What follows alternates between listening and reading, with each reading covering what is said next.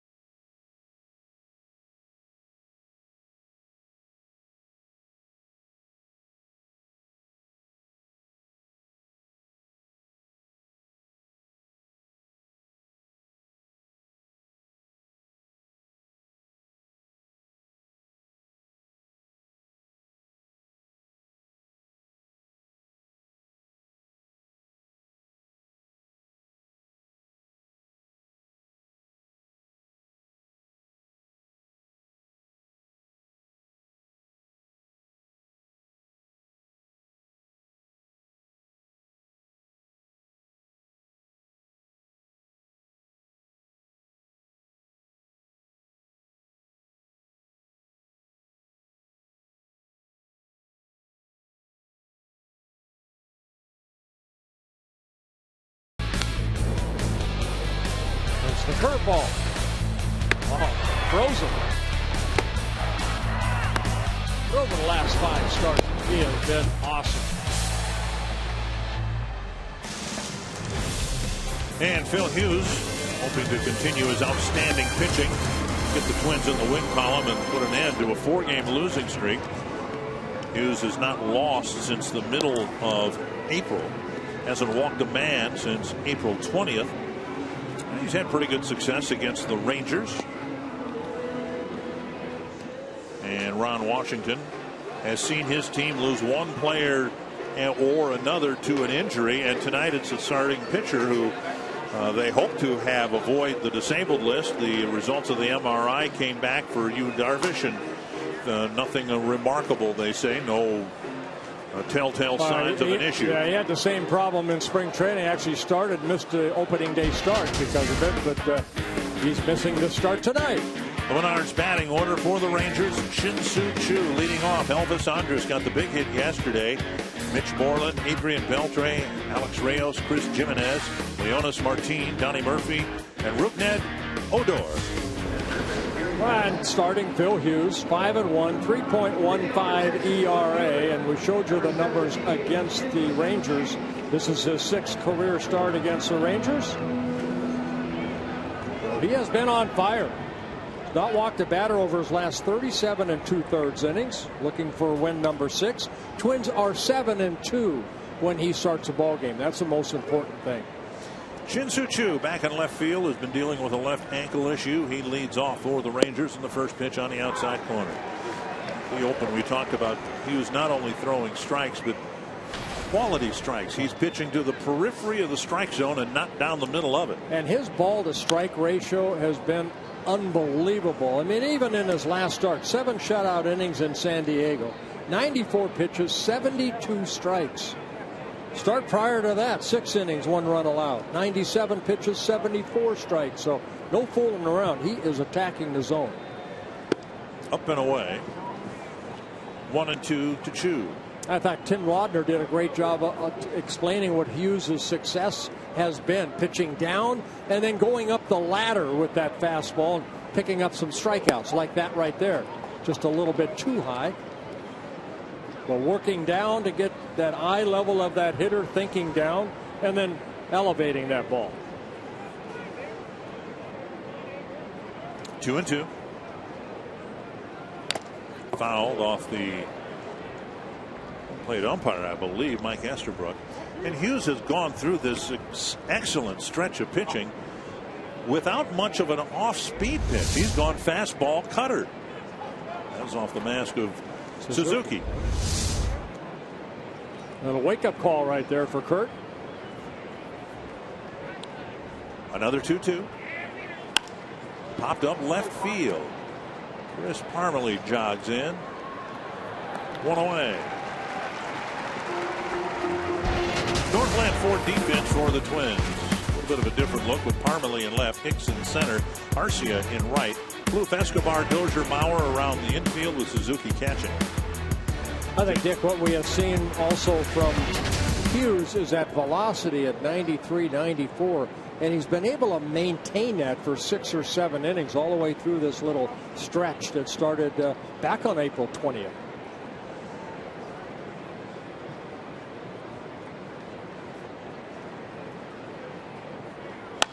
And the base hit to right off the bat of Andrus. 1 out single. Oh, this is a very good hitting Texas ball club. They are hitting .267 as a team. Only the Tigers are hitting for a higher average at .275. Coors Cold Hard Fact, brought to you by Frost Brewed Coors Light. And Phil Hughes has not walked a man in nearly 38 innings. The last man he walked was the number 9 batter in the Kansas City Royals lineup back on April 20th in the 2nd inning. Alcides Escobar drew a walk, and that's been it. And now Mitch Moreland will bat. Rangers like to run. If anything, Ron Washington has put the foot on the gas even more than he has in the past, trying to get this Ranger lineup to use its legs. Been 2 stolen bases against Hughes when he's been on the mound. 1 strike. There's Wash. He's in his 8th season as the manager of the Texas Rangers.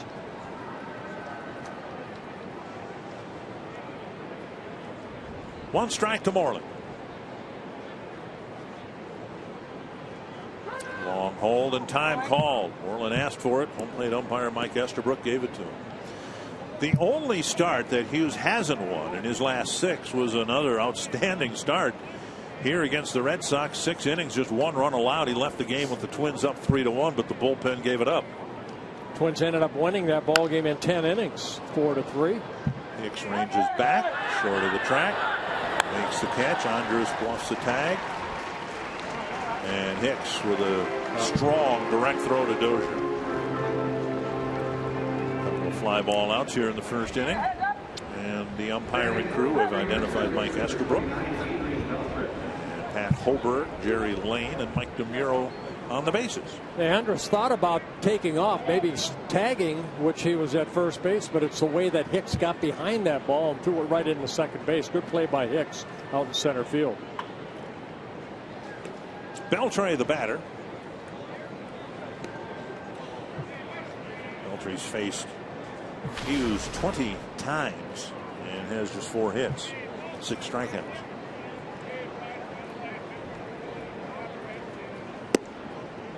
And a high fastball. Watch Aaron Hicks right here. He knows who's at first base, so he kind of gets behind that ball, doesn't catch flat-footed, and ready to throw, and he threw the ball in the air to second base. 1-0 to the cleanup batter. Fouled away, 1-1. We've seen in this first inning fastball clock consistently at 92, 92, 92, but we've seen also 94 from Hughes. Just not tonight yet.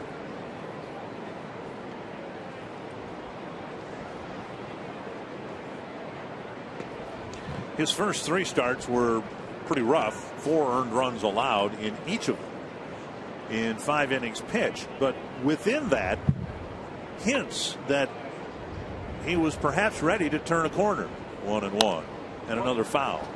15 innings in his first 3 starts, 12 earned runs, but 11 of those 12 earned runs came in 3 innings. He was victimized by some big innings. Now they're not pleasant to have, but around those specific innings, those 3 innings where he gave up 11 runs, he was pitching pretty well.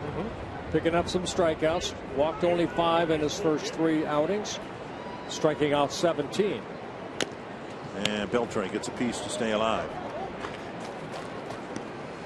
He was 27 years old, signed as a free agent over the winter by the Twins, a 3-year contract, coming out of that Yankee organization, where he spent 7 seasons. Both these pitchers here tonight are kind of similar. I mean, you look at Baker and Hughes, both fastballs. They rely on a fastball, mainly up in the zone. Beltre flips another one foul. That was a little cutter right there. There's Scott Baker. He has to be excited and he has to be nervous all at once, all at the same time. We'll talk about his numbers. He's always pitched well here at Target Field too.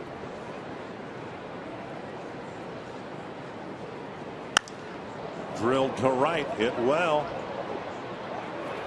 Arcia makes the catch at the base of the wall. Fly ball pitcher gets 3 fly ball outs. 1 to left, 1 to center, 1 to right.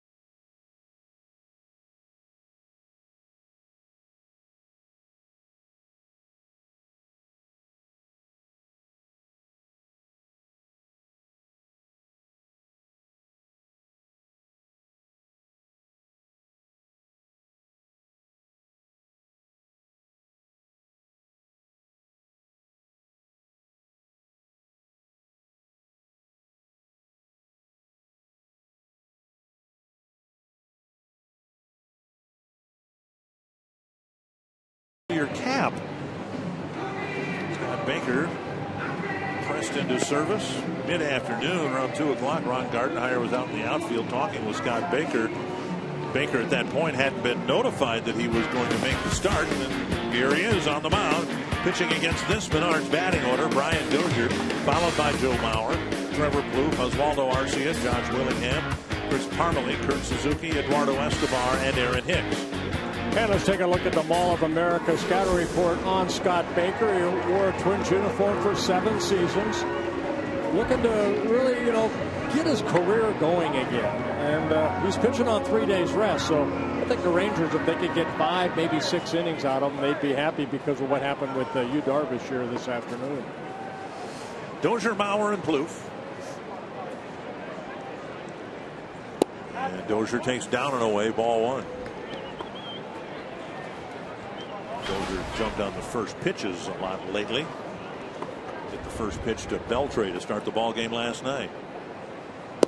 Down and away, 2-0. Yeah, Scott Baker was not in the plans of the Texas Rangers. Actually, he signed a minor league contract with the Seattle Mariners and then got released in late March.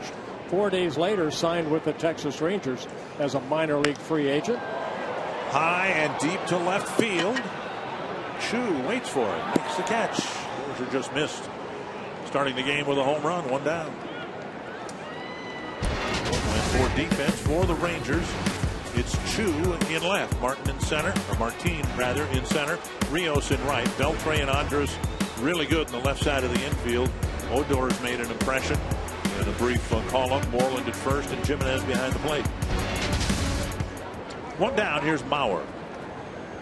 Got a good part of his adult life catching, Scott Baker.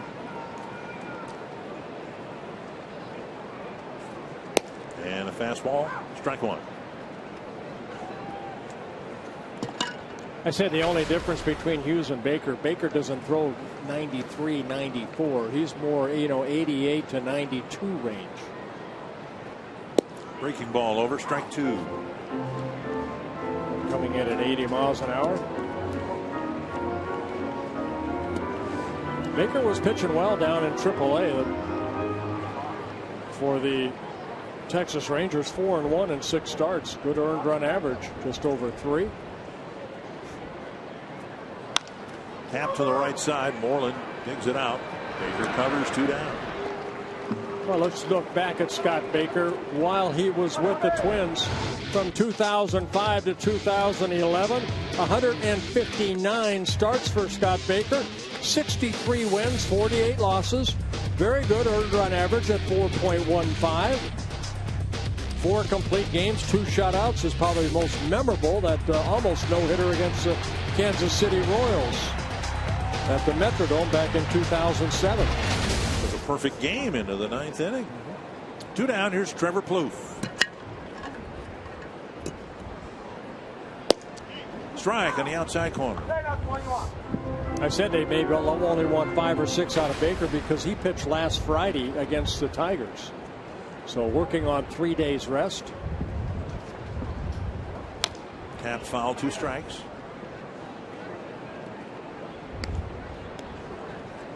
And he's pitched very well here at Target Field. 13-4 in 25 games, 24 starts here at Target Field. Very good, 3.25 ERA.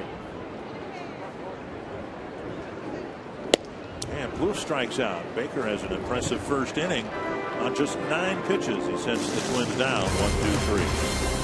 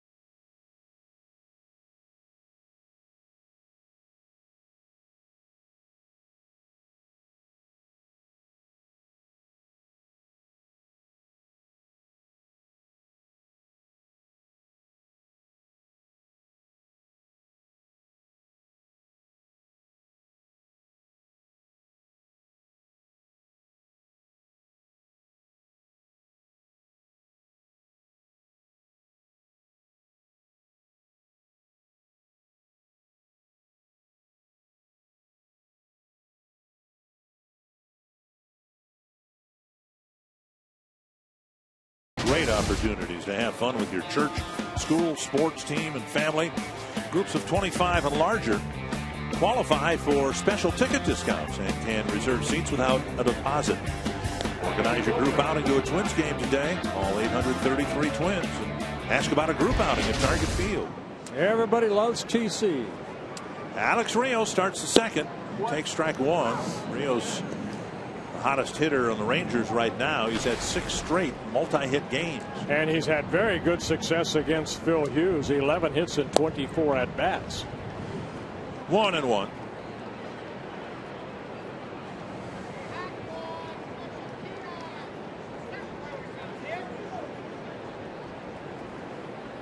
Foul back 1-2. That's what we've seen from Hughes consistently through this run of very good pitching. 3 pitches into the at bat, and the count's almost always, it seems, 1-2 if it gets that far. Not many 2-1 or 3-1 counts.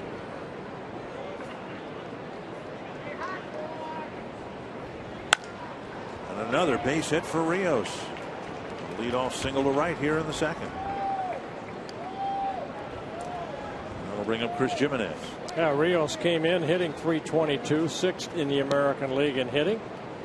And now 12 hits and 25 at-bats against Hughes.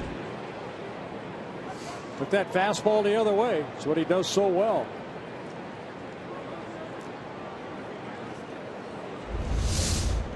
Jimenez drove in a couple of runs with a hit. 7 hits, 17 at-bats. Injury bug has hit the Rangers behind the plate as well. Check swing and a strike. Yeah, Jimenez just joining the Rangers back on May 20th. J.P. Arcibio was sent down to the minor leagues. Giovanni Soto's got knee issues.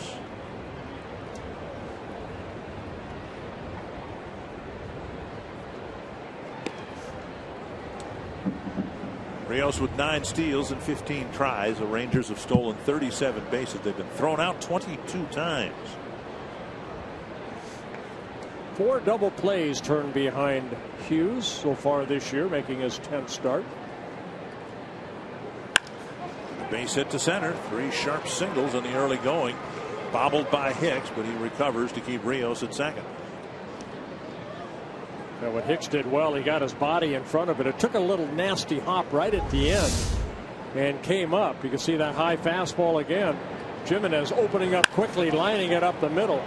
Hughes comes charging in, and that ball came up, but it fell off his body rather than maybe trying to play it off to the side. Leonis Martin with first and second, nobody out.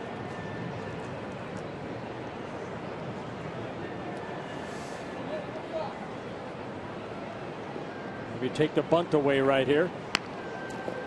And Plouffe started back, now bare hands and fires to first. Nice stretch by Dozier. Martin with the sacrifice, but dangerous play there because Plouffe's first step was back toward third base before he charged in. Well, I thought maybe Phil Hughes was coming over, but he was not. Saw right there, thinking maybe Hughes would get over there, but he did not. Good reaction by Plouffe. As Martin, that's his 6th sacrifice of the year. Good job of deadening that ball. Put it in the spot he was supposed to. Bring that third baseman in. Donnie Murphy, 22 strikeouts and 75 at bats, and Hughes will try to get him here with runners at second and third and 1 out.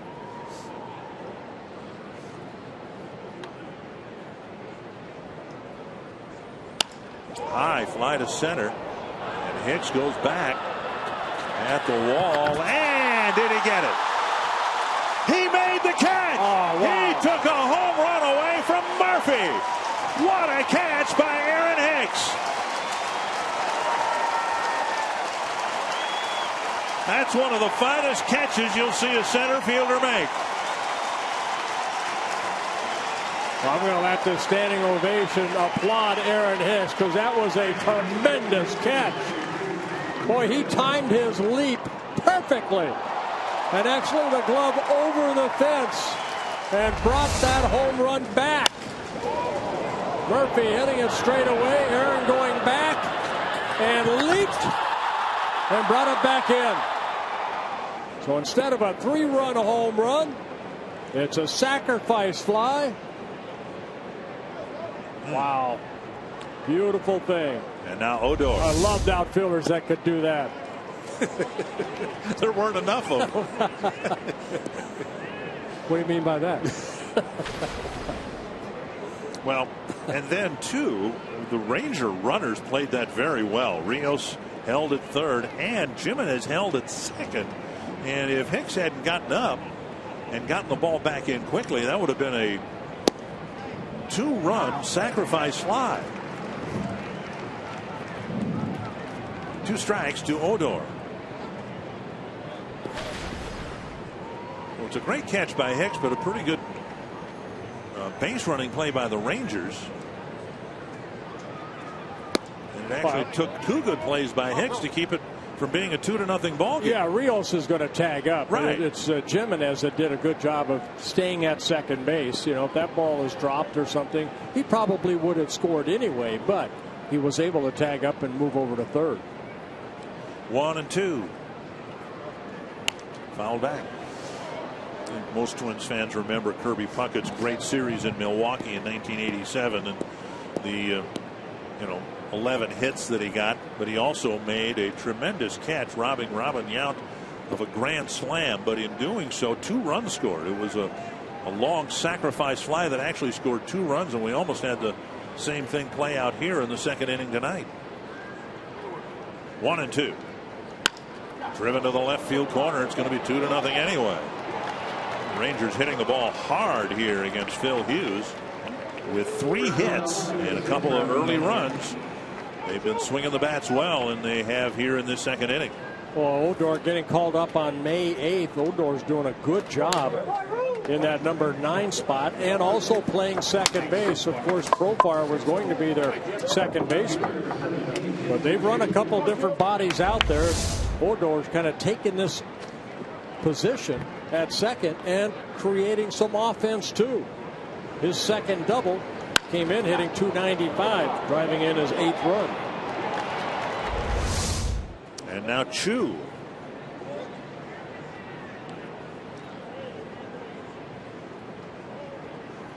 Fouled away 1 strike.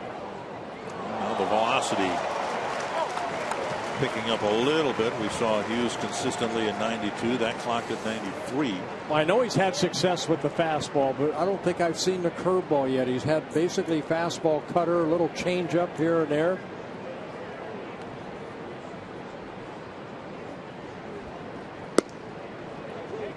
Put in 1-1.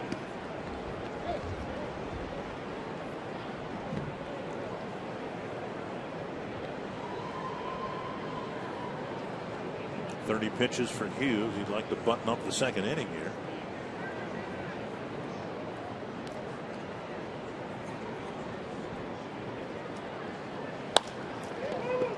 And to Mauer, sharply hit, but it's the 3rd out of the inning. Good inning for the Rangers. A couple of runs on the board, and it could have been more without the great play in center by Aaron Hicks.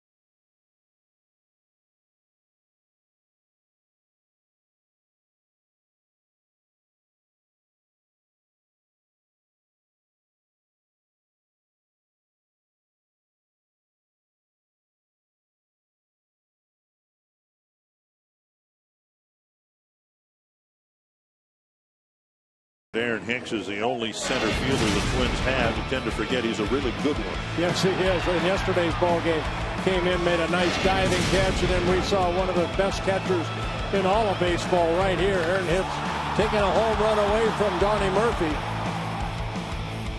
Getting high fives. The whole starting staff should be right there giving them high fives.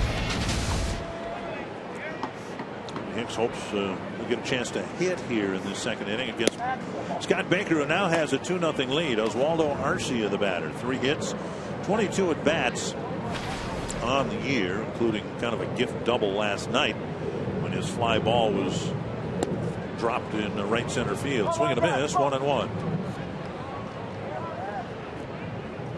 A wrist issue fell to Arcia in the first week of the season. Here's a blast to right center field. Martin back. And gone, a home run. Arcia cranks one out to one of the deepest parts of the park, and the Twins are on the board. Home run number 1 on the year for Arcia.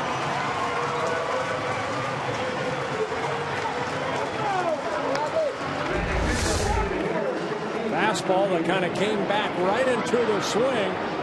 Arcia with that uppercut swing.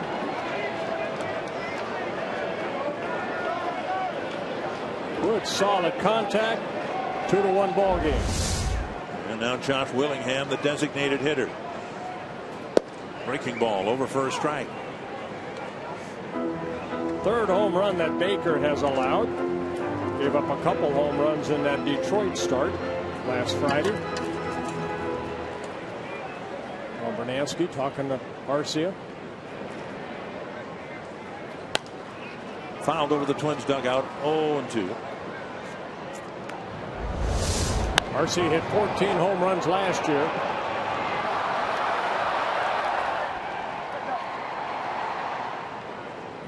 And he was hitting home runs down in Rochester. He hit 5 of them right off that railing up there into the flower bed, then back on the field. High to Willingham, 1-2.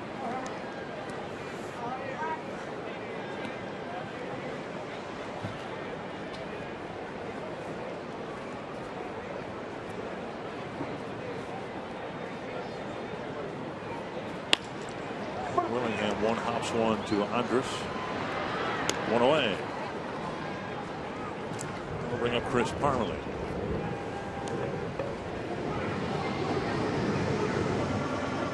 Soup.com trivia. We've been pretty good on these this year. Well, you nailed it yesterday. Which 2 sets of brothers have won Gold Gloves at the same position?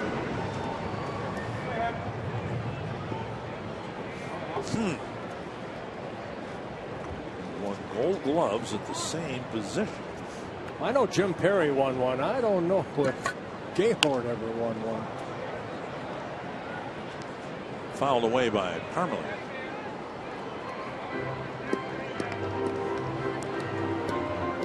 They started giving out Gold Gloves in when? 50s, I believe? Mid-50s? Somewhere in there. Late 50s, yeah. Jim Cott had, what, 16 Gold Gloves? I think Greg Maddux has the most, 18, I believe. His brother, the pitching coach here with the Rangers, was a relief pitcher, so he probably wouldn't have won a Gold Glove, I wouldn't think. Brothers winning Gold Gloves at the same position. It's an interesting question.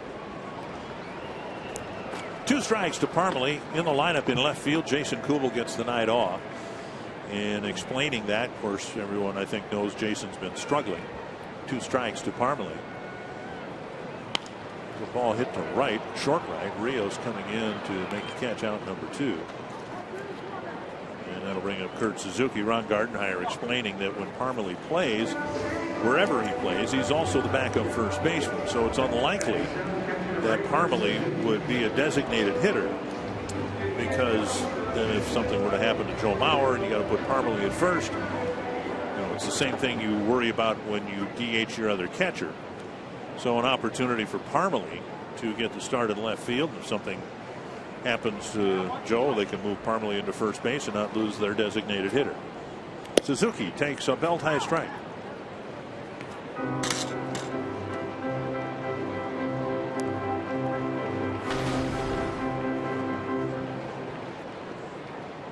Suzuki's average just a tick below 300 now. 1-1. Kind of highlighted Suzuki last night. Only 12 strikeouts in 144 at-bats with 14 walks.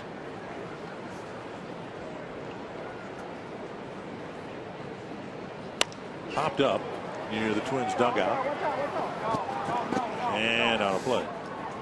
Scott Baker, of course, back in 2012 had the Tommy John surgery, became a free agent and signed with the Chicago Cubs.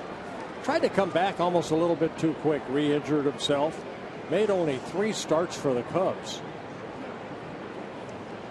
Looking for a job this winter and signed a minor league contract with the Mariners. It didn't work out there. Now he's on the major league mound again in a Texas Ranger uniform. 1-2 to Suzuki. 2-2. Suzuki, the third toughest batter in the American League to strike out, behind Victor Martinez and Ian Kinsler, a couple of Detroit Tigers. Martinez leading the American League in hitting in .341.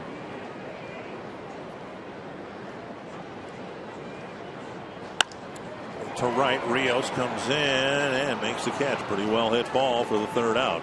A better hit ball led off the inning. Oswaldo Arcia with his first home run of the year, cutting the Ranger lead in half.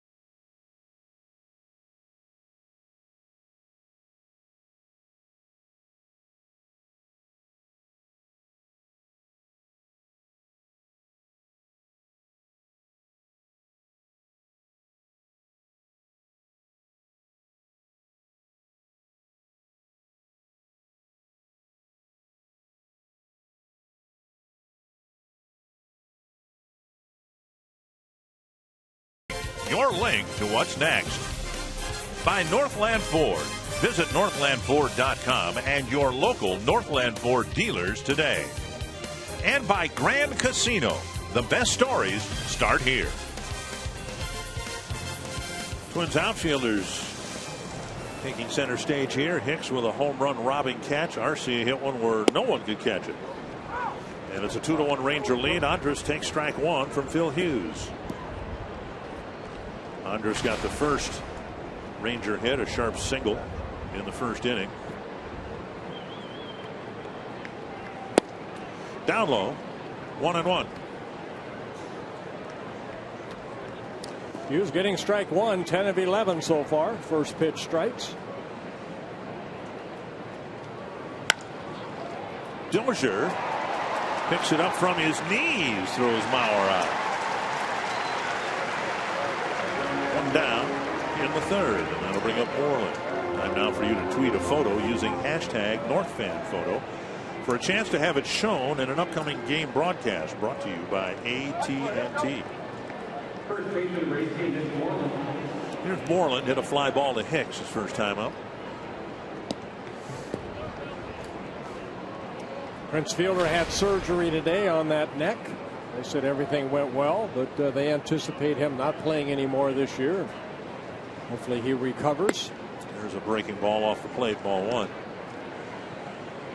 You can imagine Ranger fans a bit alarmed. Fielder having his neck surgery today, and their starting pitcher can't make the start because of a neck issue, but they said the MRI on Darvish was inconclusive, not anything. They didn't find a flaw or anything that was causing the discomfort. So I think therein is some good news for the Rangers and their fans. 1-1. Foul back 1-2.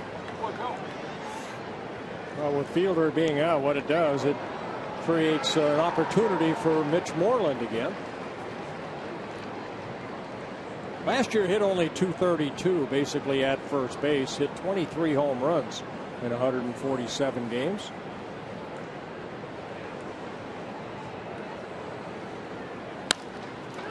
Mauer diving to his right. Hughes to the bag. Got there just ahead of Moreland, 2 down. We've seen Joe make some good plays at first base, going to his left and right. Good reaction right here. Now he's playing a deep first base, dives for it, comes up, pitcher's responsibility, get over there. And Hughes able to step on that bag before Moreland for the second out. You see plays like that, and you in the last homestand, he speared a line drive going to his right, and you get the sense that he is starting to feel more comfortable over there, anticipating things a little bit more and better than he did in April. Breaking ball off the plate, ball one. Beltre hit a fly ball to right to wrap up the first inning.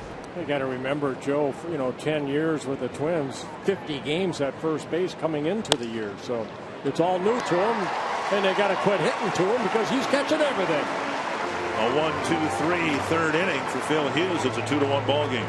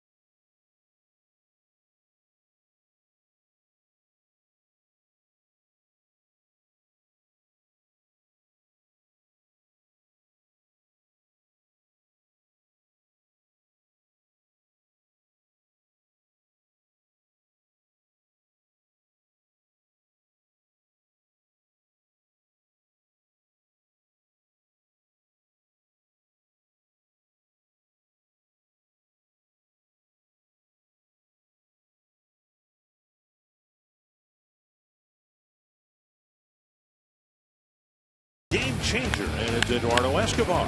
Last 23 games, he's hit .382 with 14 of his 15 doubles. The 15 doubles put him among the league leaders. When the Twins handed the reins to Escobar at short, they were looking for a little bit more offense than they were getting from Pedro Florimon, and he's provided a lot more offense than they were getting from Florimon. Yeah, Trevor Plouffe and Miguel Cabrera leading the American League, both with 18 doubles, and Escobar only 3 behind him. Escobar, Hicks, and Dozier in the third inning against Scott Baker. Up and away, ball one. Twins 2 games below the 500 mark in the month of May, but they are minus 25 in runs scored. That's a lot of runs to give away in 1 month and still be anywhere near the 500 mark. First 2 runs tonight went to Texas. 1-1 now to Escobar. So we're going to miss 1 and 2.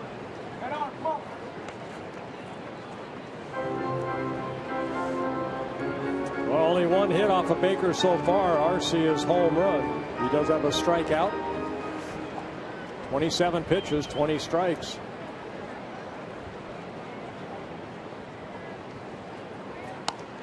Chipped foul.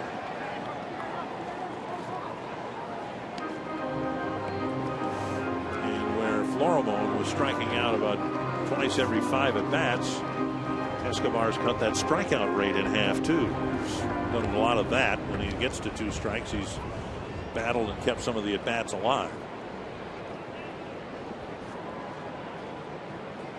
And inside 2-2.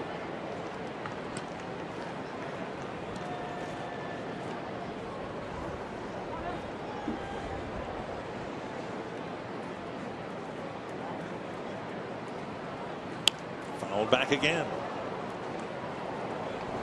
Florimon, when I checked yesterday, hitting about 175 for Rochester, so his struggles have continued down in AAA.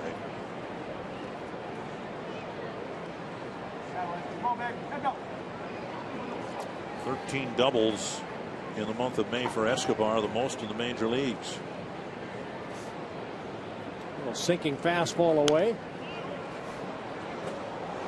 Jimenez put down 1 and then kind of turn his finger a little bit. Normally a 2-seam fastball. And he wants maybe a ground ball out, keep it down. The ball left about belt high. 2-2.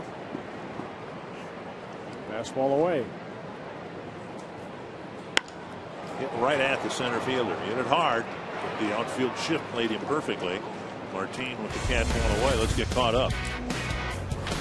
Well, against Phil Hughes, 3 hits in the 2nd inning, but it could have been more. Aaron Hicks taking a 3-run home run away from Donnie Murphy. They ended up scoring a couple runs anyway. Had an RBI double by Odor. But the Twins come back with one of their own in the bottom of the 2nd. Solo home run by Arcia, his first of the year. Aaron Hicks, couple of hits last night. The first game he played after announcing he was only going to be a right-handed batter. Busted back roller picked off by Odor. A fine play. Rougned Odor cutting in front of Andrus and retiring the speedy Aaron Hicks. Yeah, when he was at the plate, I said he'd been playing very good defense. And Beltre talking to him right there.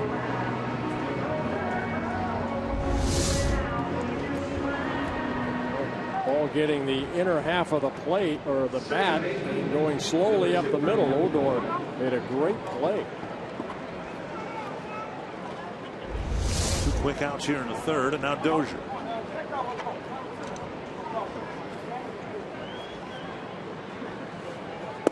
High and tight, ball 1. Yeah, Dozier struggling a bit at the plate. 0 for his last 14 at bats.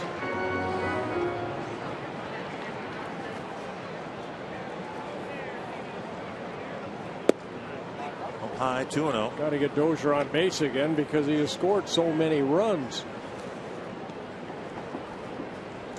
Just got under one. He hit a big fly ball, sort of the warning track, but a tall fly ball for the first out of the 1st inning. And now 3-0 with Mauer on deck.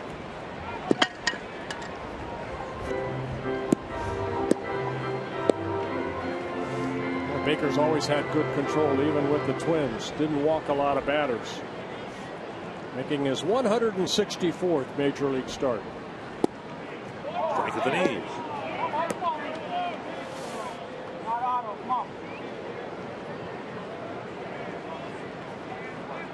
Josh Donaldson tied with Dozier in the American League and runs scored. Cracked into the left field corner. That pitch up and in. Unless it's 95, he's going to get the barrel of the bat on it. And Dozier with a 2-out double. In scoring position now for Mauer. Yeah, that's what puts a stop to that 0-for-14 little slump he was in. I've seen him hit this pitch out of the ballpark for a home run. So quick inside. Oh, he opens up so quickly. Drives that ball into the corner. Gets in a scoring position with 2 outs. His 6th double of the year. Second hit for the Twins. Well, a hit to the outfield could tie the game. Mauer hit a ground ball to Moreland his first time up.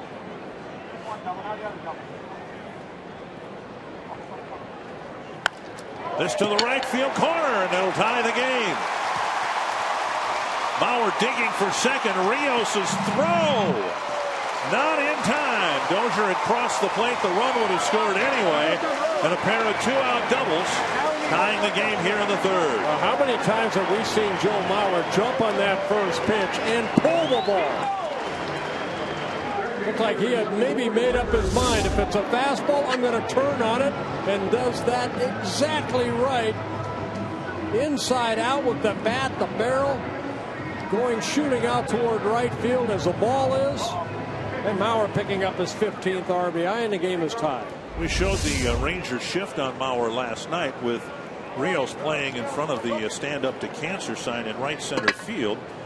And then we've related it a time or two already. Ron Gardenhire saying, hey, Joe's just gotten tired of hitting the ball hard to left field where everybody's standing. He is trying to pull the ball more, but you're right. This is one of the first times we've seen him really pull a fastball on the inner half of the plate and hit it sharply. Yeah, a lot of times he'll pick up that, I'll jump on the first pitch. Very rarely in 4 at-bats. He may do it once in a ball game. And you see the shift right there where Rios, the top right of your screen where he's playing. That's the right fielder. Now, he's got to run down in the corner and get that ball. Plouffe with a 1-0 count.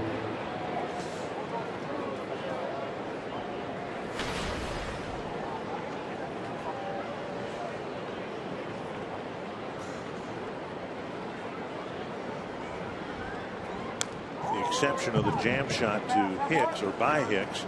Twins have hit the ball hard here in the third inning against Baker. I think Dozier made our point too, because he hit the double and scored a run. His 43rd of the year. You need him to get on. That's doing such a good job this year of scoring runs.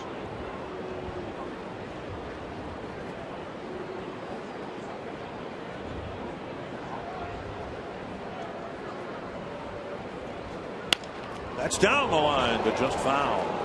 Luke with the barrel of the bat on that pitch. 1-2. It just seems like when a team is playing well in the field, they take better at bats. You'd like to separate one from the other, and regardless of how things are going in one part of the game, you don't let it affect the other part of the game. But we've had handful of really good defensive plays here, and now Twins batters are having better at bats than we've seen in the last 4 games. Popped up behind first. Moreland tracking it, and now in foul ground makes the catch. 3 line drives hit in the inning. 2 of them fell for doubles with 2 outs, and the Twins have the game tied.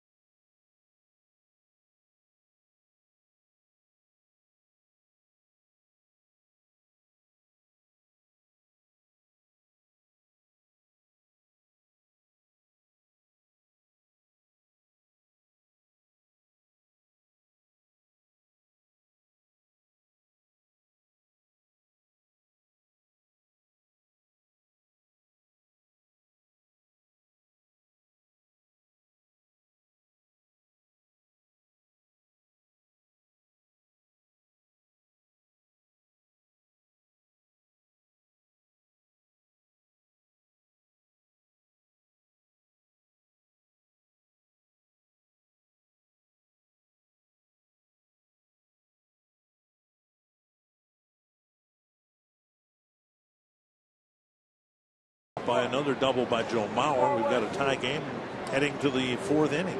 Yeah, we got to say happy 55th birthday to Russ Sampson here tonight. He's up in the Budweiser deck. The Sampson's a big part of our fantasy camp.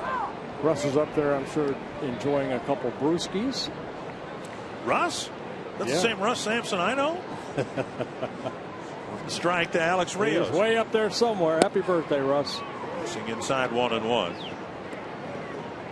Bit of a reprieve for Phil Hughes, who gave up the game's first 2 runs and came back with some defensive help, posting a 1-2-3 third inning. Again, Rios outstanding numbers against Hughes, and there he goes again. This time it'll be an extra base hit, with Rios picking up a multi-hit game here early tonight, his 7th straight multi-hit game, and it's a leadoff double in the 4th. And now he's hitting .500 against Phil Hughes, 13 hits and 26 at bats. 13th double for Rios as he starts the top of the 4th inning, taking that pitch the other way and splitting the gap in right center. Jimenez, who had a solid single and then later scored in the 2nd inning. 5 hits for the Rangers. They keep swinging it. They did through Detroit, and they had a good night last night at the plate and a good night so far against Phil Hughes. Cutter taken outside, ball 1.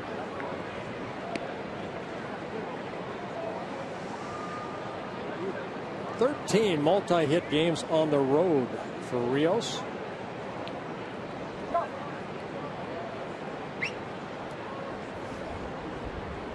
Bloof in on the edge of the grass at 3rd. Bunted. Foul. Rolled back into fair territory, but I think it hit Suzuki. 1-1. Saw the Rangers drop down a sacrifice bunt in the 2nd inning, and it led to the run scoring when they did, because Martin hit the Murphy rather hit the deep fly to center, and Hicks took a 3-run home run away, but a run scored on the deep fly ball after the sacrifice. And this one will roll foul, strike 2. Now Jimenez, catcher. You know, you want to do the little fundamental things, and that's one thing Ron Washington, when he took over the Texas Rangers, he wanted to play small ball at times. So he expects guys to bunt, to know how to bunt. Martin laid down a great bunt in the 2nd inning that set up a couple runs. You just saw Ron Washington look at Gary Pettis and give the bunt sign, like even with 2 strikes. I don't know whether the bunt's on or not, but it could be just a simple decoy. Bloof is back on the skin of the infield. And Jimenez asks for time. Hughes doesn't have a strikeout yet. He could use one here. 47 strikeouts on the season, and now 57 in a 3rd inning. And he squares to bunt. And it's a strikeout on a bunt. Well, so much for the elaborate sign relays that are in baseball. Ron Washington just stood on the top step of the railing. He gave the bunt sign to the 3rd base coach, who relayed it to the hitter and came up empty. So Hughes does get credited with a strikeout. 1 down, and here's Martin.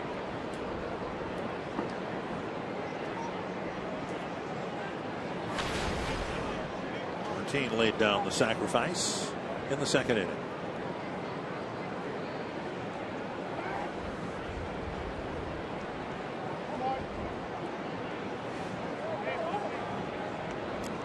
Yeah, Hughes kind of stepped off. Keep an eye on Rios. Again, 9 stolen bases. Don't pay any attention to him. He'll take off for 3rd. Foul back. Strike 1. Hughes has thrown, I think, just a couple of breaking pitches. Not sure he's thrown one for a strike yet. I think he struck out Jimenez on that bunt. The last one looked like a breaking ball that Jimenez bunted through.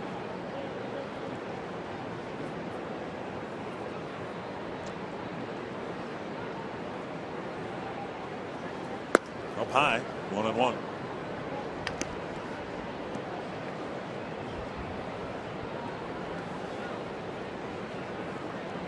Hughes making his 10th start, looking for his 6th win.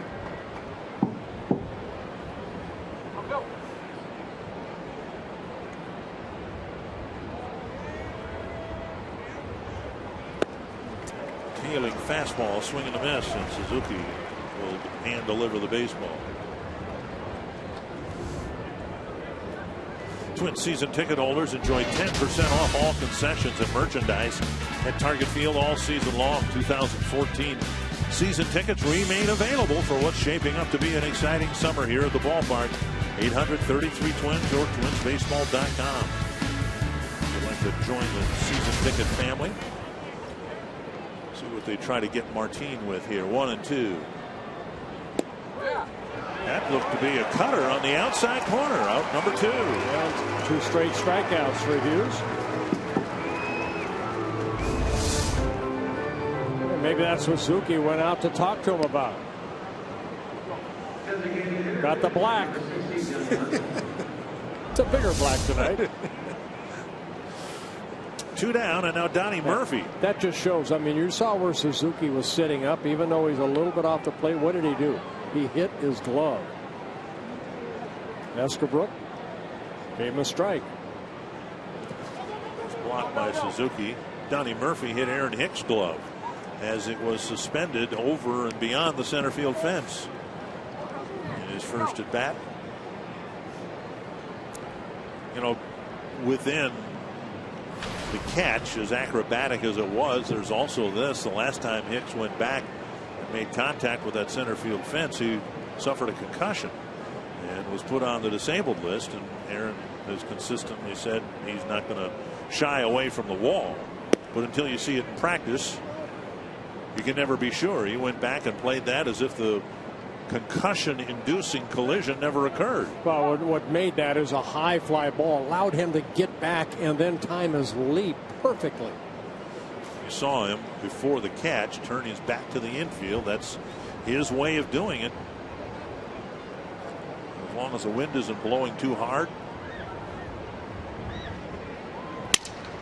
Oh, that awful sound. Beautiful thing. Escobar throws Murphy. Gomez and a young fan. Her name is Jordan Hynum from Fort Atkinson, and she lost it. Just meeting Carlos Gomez broke her up on Carlos Gomez bobblehead day. Well, tonight, the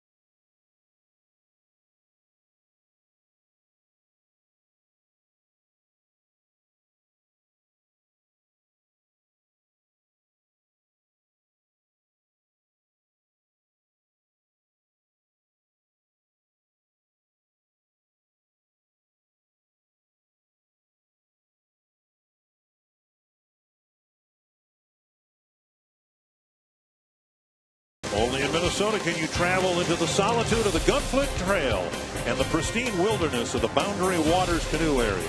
Plan a trip you'll never forget. Visit exploreminnesota.com. Discover a world that's only in Minnesota. Tag your photos and experiences with #OnlyNMN.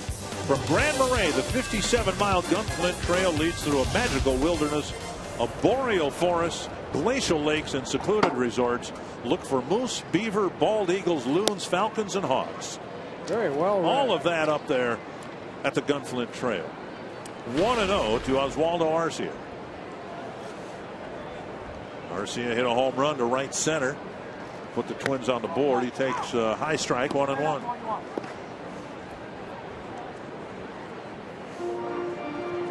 Well, Baker's given up 3 hits, a home run, and a couple doubles. Starting his 4th inning of work. Up and away, 2-1.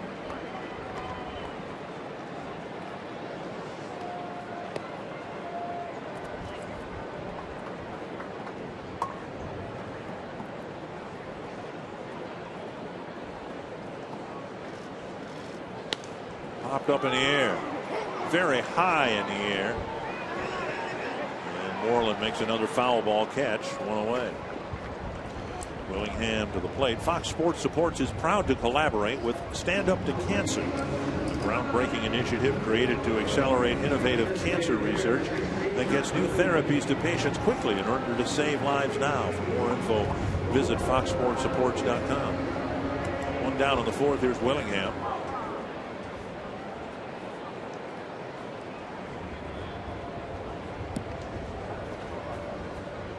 Tracks presented by Dodge.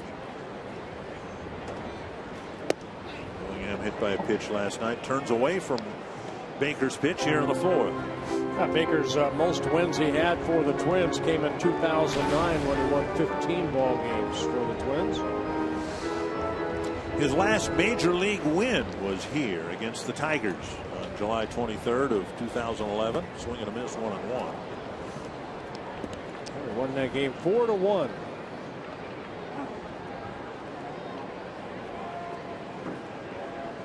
When the Mariners were here and we talked about Chris Young kind of getting a chance as the 5th starter with Seattle. Baker was a candidate for that. Randy Wolf was a candidate. They were both in camp. Young was not, and for whatever reason it didn't work in Seattle, and Baker hooked up with the Ranger organization.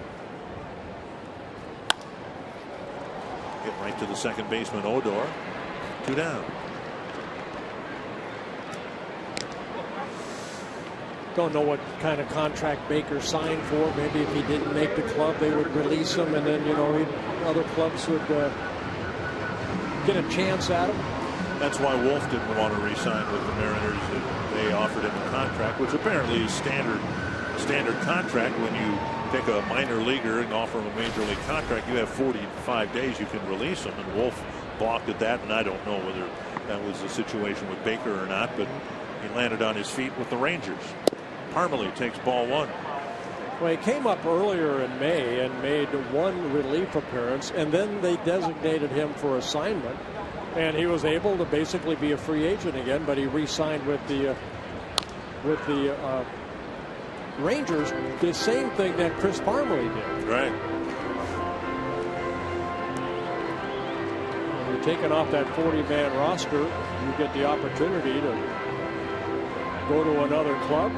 No club showed interest in Baker or Parmalee. They re-signed with their clubs. Baker's case, he didn't have to wait long, 72 hours.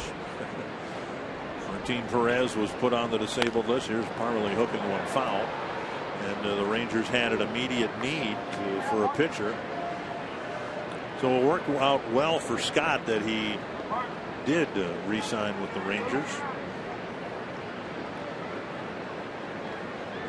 Made a start for them against the Tigers. It was the only game the Tigers won in that 4-game series. He's put back in the bullpen, but gets the start tonight for Yu Darvish.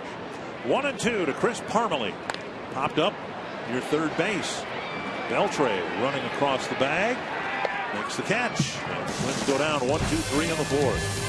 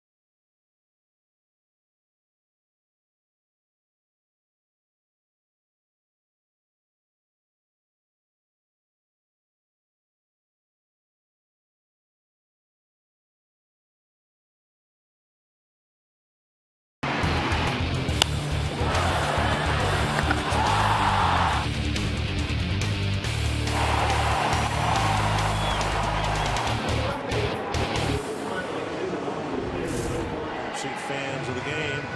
Congratulations to Becky. To the Stand Up to Cancer organization. Billboard in the right center field fence here. That away, Becky.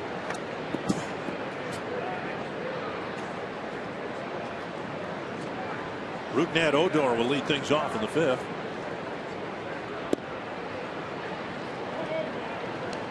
One and 0. Odor, Chu, and Andrus in the 5th. Now, Odor, just 20 years old, from Venezuela. He signed just in 2011. This one hit to right. And Arcia back pedals to the edge of the track to haul it in. One down. Jurickson Profar's got a shoulder issue. And just when they start to feel like he's ready to step back into and assume more baseball activity, it flares up again, so he might very likely be done for the year. So right. Odor's got an opportunity here at the age of 20. Here is Chu. And they called him up from Double-A too. And a strike, an off-speed pitch, with Hughes mixing in a few more of those after it was apparent first time through the order that the Rangers were sitting on the fastball. Well, that's making the adjustment. Little cutter missing inside. Hughes, 1-1. Yeah, Hughes making his 142nd major league start. 61 wins, 51 losses. Down and in, 2-1. Actually, he won his first major league game against the Rangers back on May 1st, 2007 in Texas. His second major league start.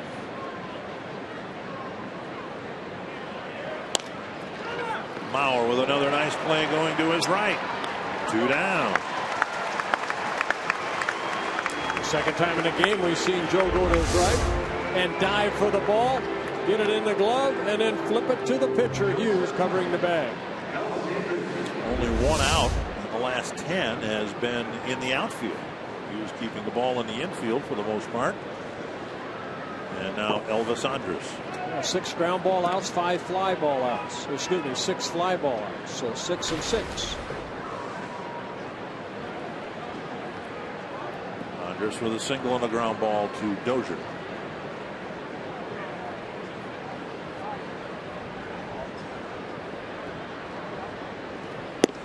Sticks a fastball on the outside corner, strike 1. You'd like to think that Hughes pitching in the 4th inning might be a turning point for the Twins in this game. Rios cracked a double, but he never budged from second base. He pitched around a leadoff double in a tie game. He'd like to make that matter by game's end. Ron Washington was stuck on Jimenez bunting, and that helped. 2-1. He ended up striking out.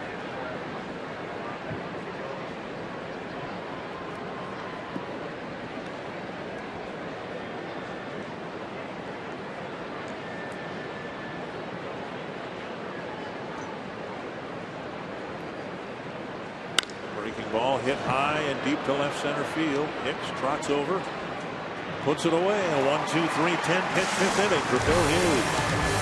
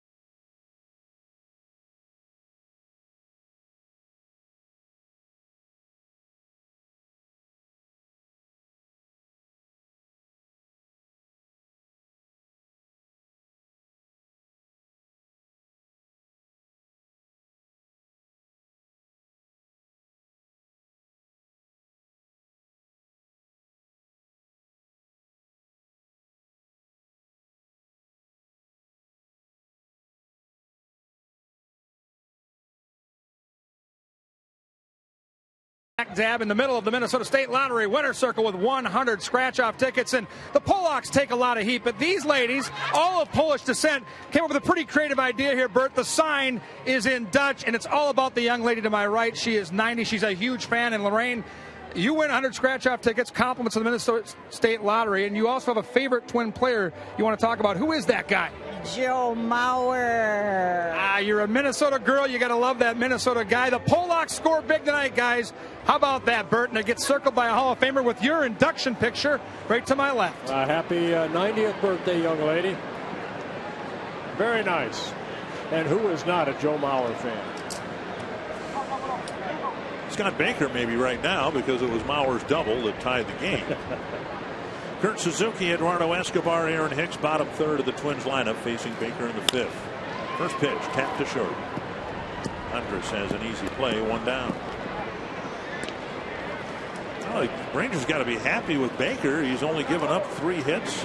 They've been extra base hits, but he's kept the Rangers very much in the game, obviously. Yeah, 8 ground ball outs, 4 fly ball outs for Scott Baker. 1 out here in the fifth. Pitch count, very good. It's 56 pitches, 39 for strikes. Escobar lined out to center his first time up, and he takes outside, ball 1.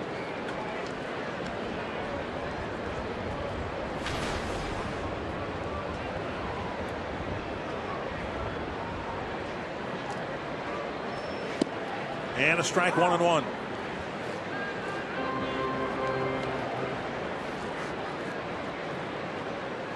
A lot of people watch the radar gun. They say, boy, you know, maybe he's not up to 91, 92, but tell you what, he's hitting his spots. Speed pitch shaving the corner, 1-2. 79, you know, I don't know if he's hit 90 yet. There's his speed at 91. Low is 78. You don't always have to throw 95, 96 miles an hour. You know, Baker's got enough starts under his belt, enough innings under his belt that I think he's learned now, even though he's coming off that Tommy John, you have to hit your spots. This one hit to center. He didn't hit it there. Martin going back. He had to make a big adjustment because of where he was playing, and he ran to straightaway center and hauled it in on the edge of the track. Well, again, Escobar put a great swing on that. It was a little too high, and that allowed Martin. You see where Martin's playing right there, so he has to go a long way for this ball that Escobar clobbered. But the speed of Martin goes back and makes a nice catch. 2 down. Aaron Hicks, the batter. Hicks was jammed and hit a bouncer to second base. Odor made a nice play to throw him out.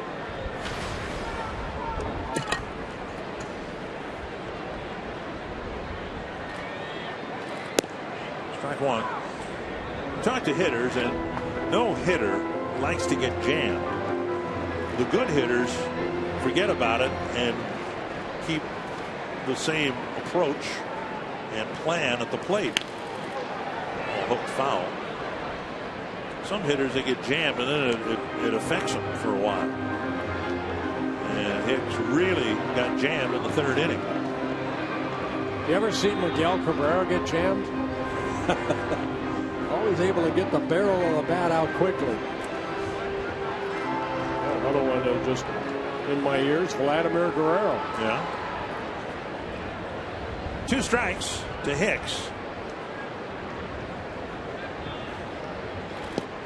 And that's the pitch that everyone anticipates Aaron will have a difficult time with. As an exclusively a right-handed batter, he's always had pitches breaking into him. And from the time he's 8 years old, he's been a switch hitter. Now breaking balls are going to break away from him. And that time a fastball got by him, and Baker breezes through the Twins in the 5th.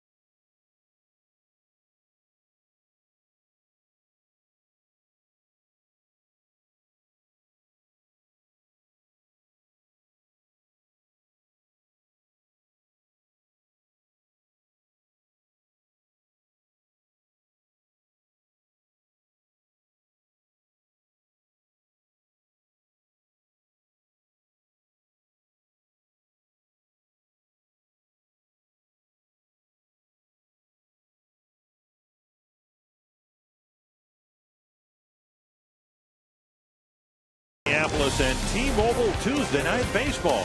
The ball game here, 2-2, as we go to the 6th inning. And Mitch Moreland will lead things off in the 6th for Texas, followed by Beltre and Rios.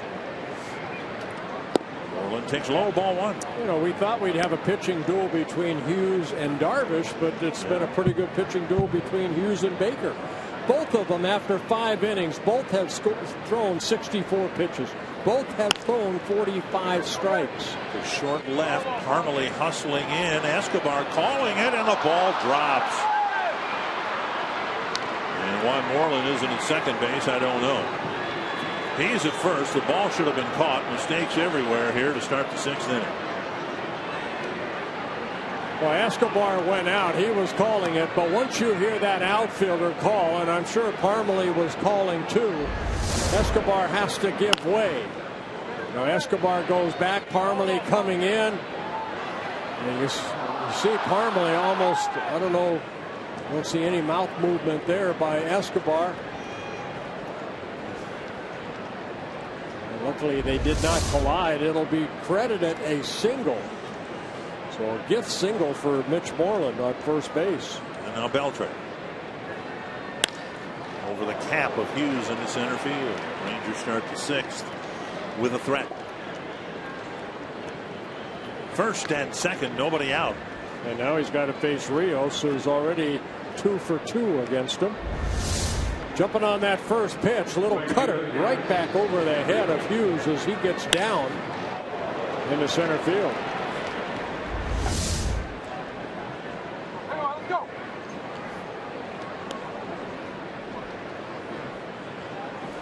Pitched around the leadoff double in the 4th, and now a similar threat here. First and second, nobody out.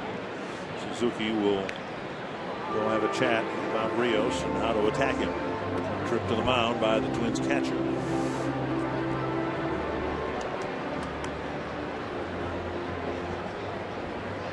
Go. 13 for 26, Rios against Hughes. He's due to make an out. Yes, I would agree with that. And he hit into a double play. He's hit into 12 double plays already this year. Down and away, ball 1.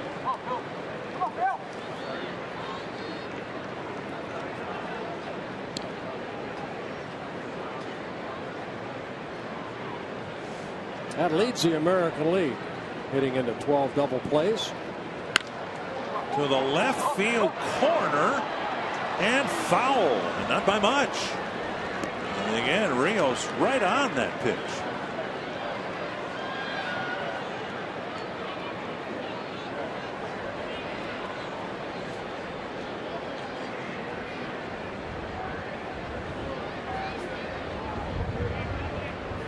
One and one. Ball just hooking foul. 2 feet. A strike.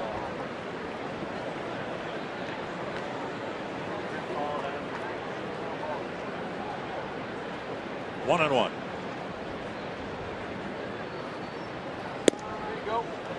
Inside, missed the corner, 2 and 1.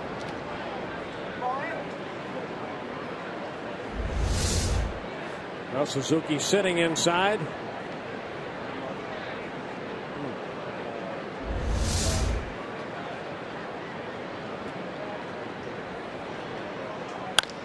There we go. Ball to short. There we go. Coming in 13. And Mauer digs out a low throw from Dozier to complete the double play. Oh, needed that right there. 13th double play that Rios has hit into. And it came at the right time for the Twins. Went down and away, it looked like, and Rios hit this ball sharply to Escobar.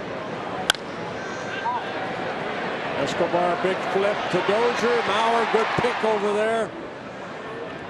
Watch Dozier right there go down to keep the runner maybe from trying to break up the double play. But a nice pick by Mauer at first. Big double play for Hughes and the Twins.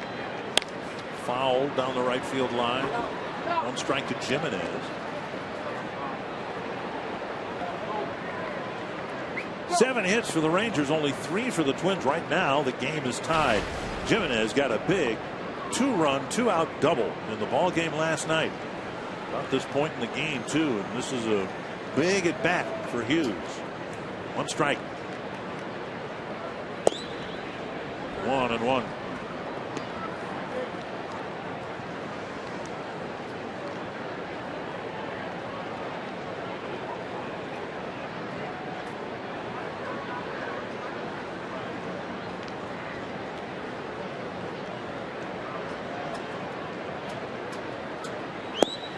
Two and one. Most of Jimenez's career has been in the minor leagues. He came up in the Indians, Marlins, and the Rays. But 11 minor league seasons, a .267 hitter. But up at the major league level, I mentioned last night, only a .206 hitter. But he's in his fifth game for the Rangers since being called up. He's had some good at-bats. 8 hits already and 19 at-bats. Check swing. Strike 2. His umpire Pat Holberg rung him up for strike 2. I didn't think he went. Hey, doesn't make him a bad guy. Did he go? Well, it's like a little cutter down and away. I don't think he went. Oh, yes, he did. Did he? Oh, yeah. And plus, the pitch was on the black. 2-2 to Jimenez.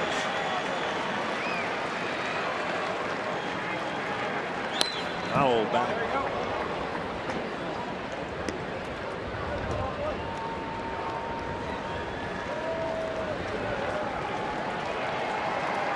In the fourth inning, Hughes pitched around that leadoff double, and now he's on the verge, perhaps, of getting out of the sixth inning jam. Yeah, another night of throwing strikes. 76 pitches, 52 strikes. No walks, couple strikeouts for Hughes. To short right. And a base hit puts the Rangers in front. And it's Jimenez again delivering a big 2-out hit. Right off the end of the bat. A little flare in the right field. And Moreland scores the third run.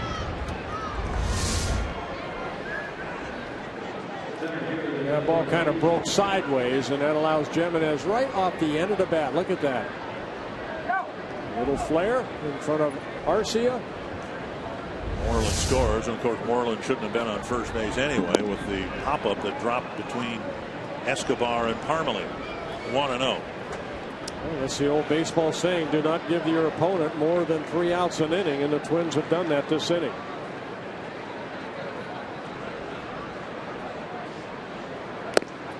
Fastball, a swing and a miss. 1-1.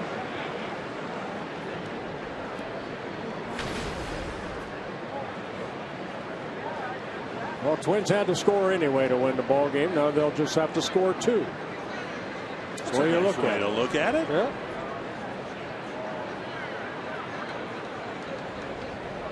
Foul back 1-2.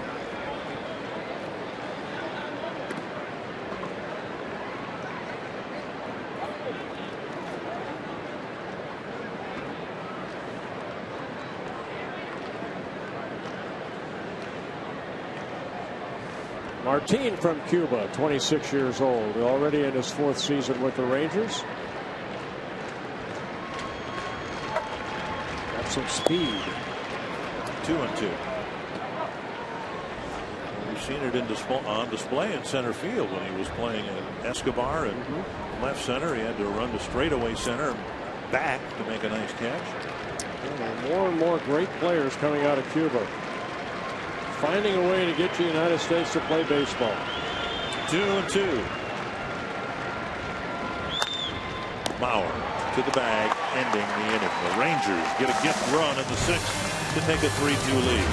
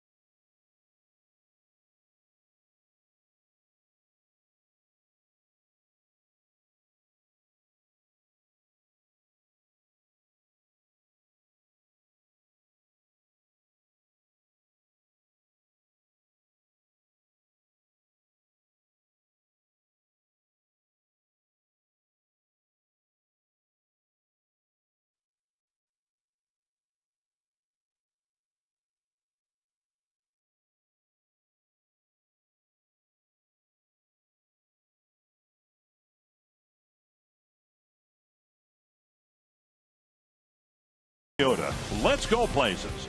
To find your nearest Toyota dealer and check out our current offers, visit ViaToyota.com.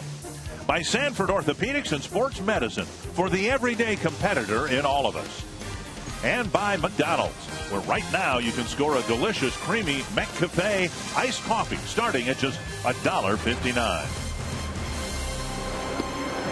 It's a 3-2 Texas lead now, bottom of the 6th inning. And with the completion of this game, Ron Washington has now managed more games than Bobby Valentine or anybody else in Texas Ranger history. Congratulations to Wash, former Twin. Done a good job as manager of the Texas Rangers.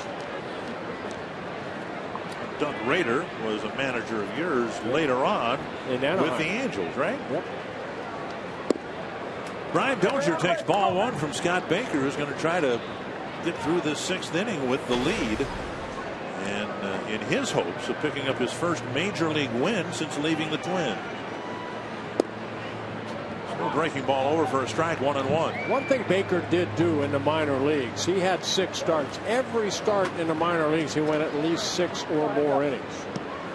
So the arm strength is there. He's thrown only 60, now 7 pitches. Hadn't walked anybody. He's had what, 1 or 2 3-ball counts. That's about it.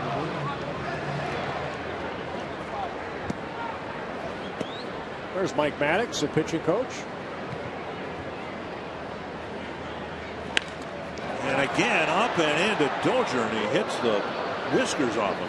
Man alive, is he quick on a pitch up and in there. 2-2.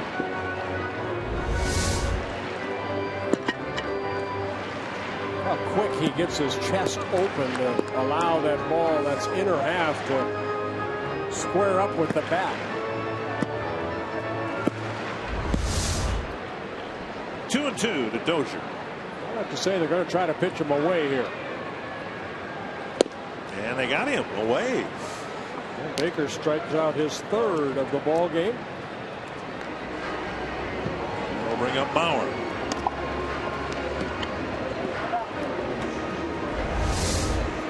Just a fastball right here, outer half of the plate that Brian swung through.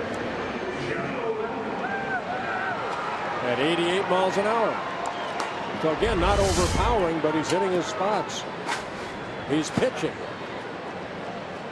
Bauer took the first fastball he saw from Baker and hooked it into the, well, it wasn't even the right field corner. It was pretty much straight away right field for an RBI double. Anthony's a strike. You can see the right fielder Rios essentially where he was in the 3rd inning at bat.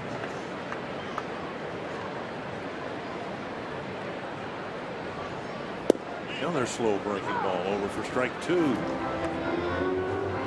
Baker doesn't have an overpowering fastball, but he struck out Hicks to wrap up the 5th with the fastball. He struck out Dozier to start the 6th with what looked to be an upper 80 straight fastball. He's pitching. He's doing a very good job of pitching, working in all his pitches. This is a changeup.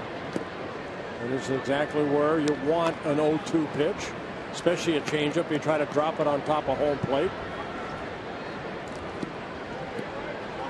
You know, when the Twins signed him back in 2003 out of Oklahoma State, they got a guy that threw the ball in their low 90s. You know, he'll hit 93, 94.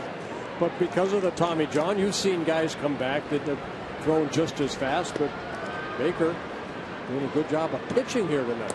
Check this way. And remember, he's working on 3 days rest. As a Twin, he only did it one time, that back in 2008 when he worked on 3 days rest, and it didn't go too well. 4 2/3 innings in Cleveland, and he ended up losing that ball game, gave up a couple home runs. To center, hard, but Martin backpedals to make the catch. 2 away.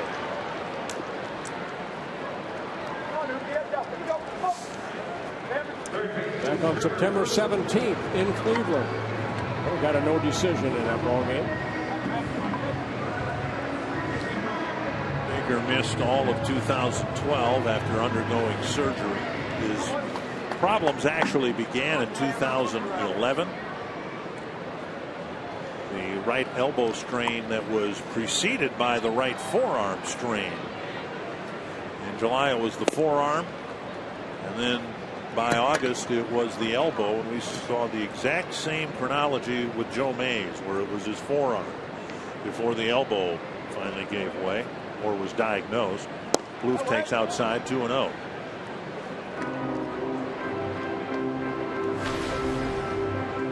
Nine in a row set down by Baker since Mauer's RBI double. No walks, just the 3 extra base hits. That's been it. 3-0. Arcia on deck.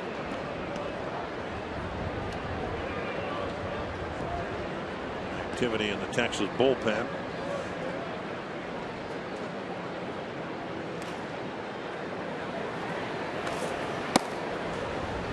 Moreta, the left-hander. Green lighted on 3-0, and he bounces it foul.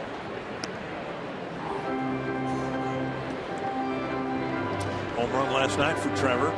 Meaningful home run at the time, gave the Twins a 1-0 lead. They didn't get much done after that. Tonight so far, just 2 runs scored.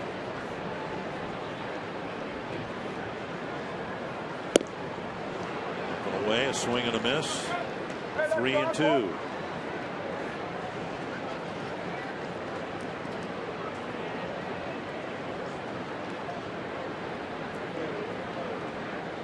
Full count to Plouffe with 2 gone in the 6th.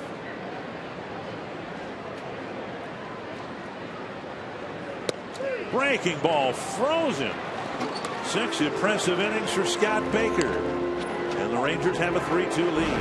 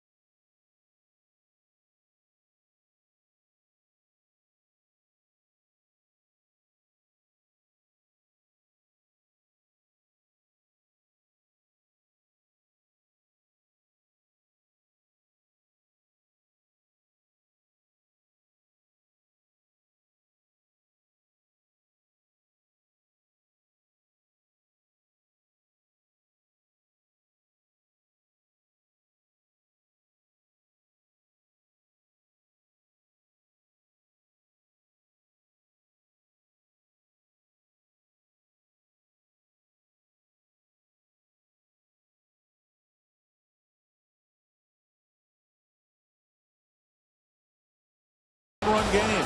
Well, the Rangers took a 2-0 lead in the 2nd inning off of Phil Hughes. Sacrifice bunt, and then Donnie Murphy's great catch from Aaron Hicks. Odor gets a RBI double. Twins get a run back.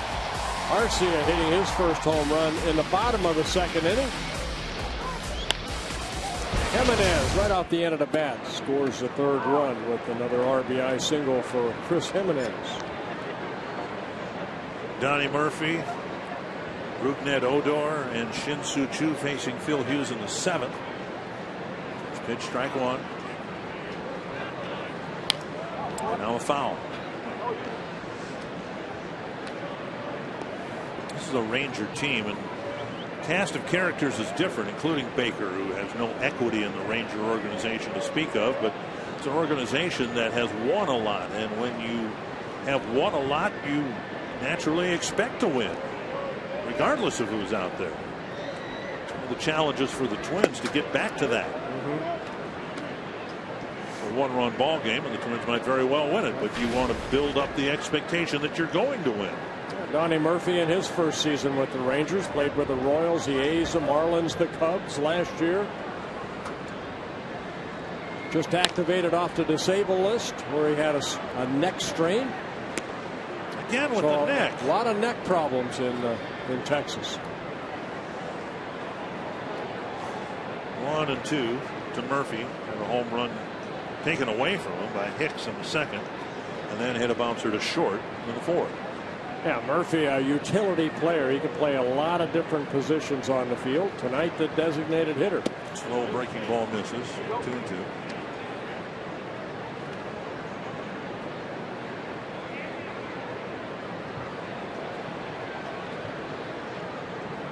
Hughes again, no walks in the ball game. 2 strikeouts. High fly to left. Harmony tracking it. And away. In-game box score for the Rangers. It's that guy right there, Rios, that has killed Phil Hughes for some reason. He's having another good night, another multi-hit night. And yet the one time Hughes had to get him, he got him to hit into a double play. And then Jimenez came up and got that RBI single. Put the Rangers up 1. Odor, the batter, an RBI double. He slapped one into the left field corner in the second, and then a fly ball to right.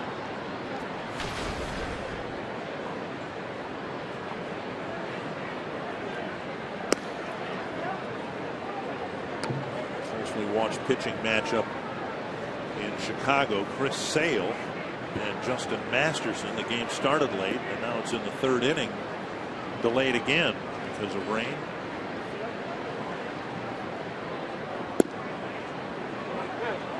What was that pitch? Count is 2-0. Phil Hughes isn't used to falling behind batters. 2-0. That pitch looked like it was right down the middle.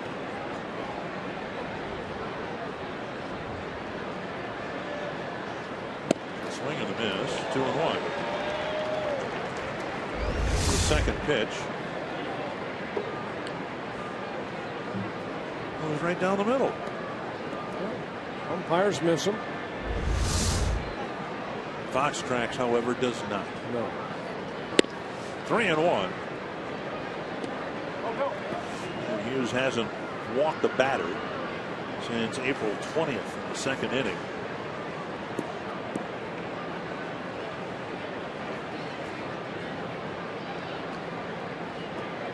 Popped up.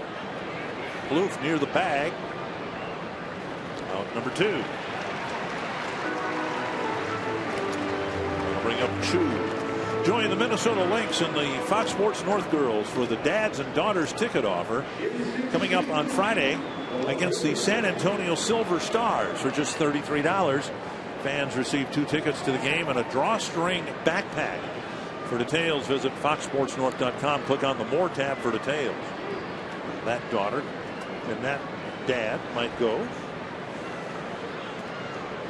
Twins will be in New York. They leave after the game Thursday for 3 games at Yankee Stadium and 2 at Miller Park. Swing and a miss by Chu. 0-1.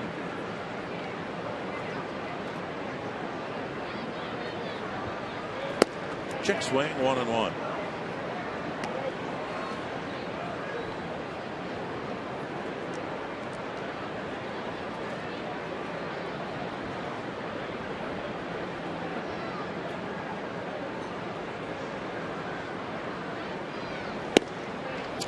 Hit the corner. 1-2.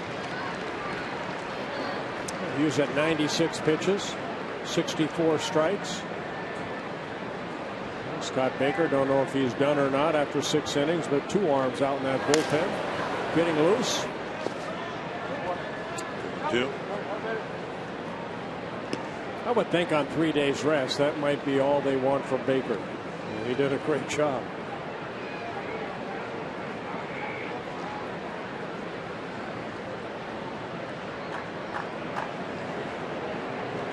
Two and 2.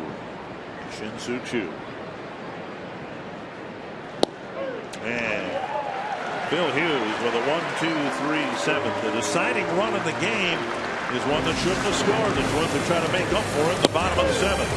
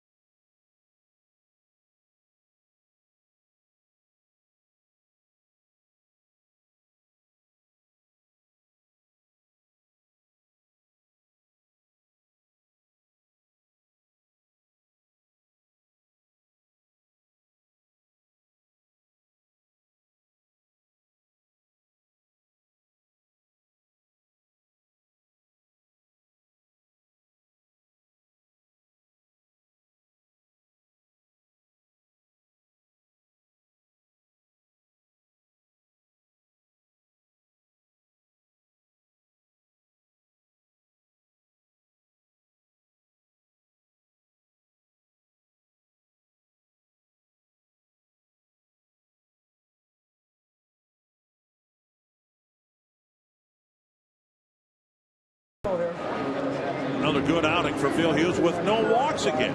Yep, outstanding. Now he has worked 44 2/3 innings without a walk.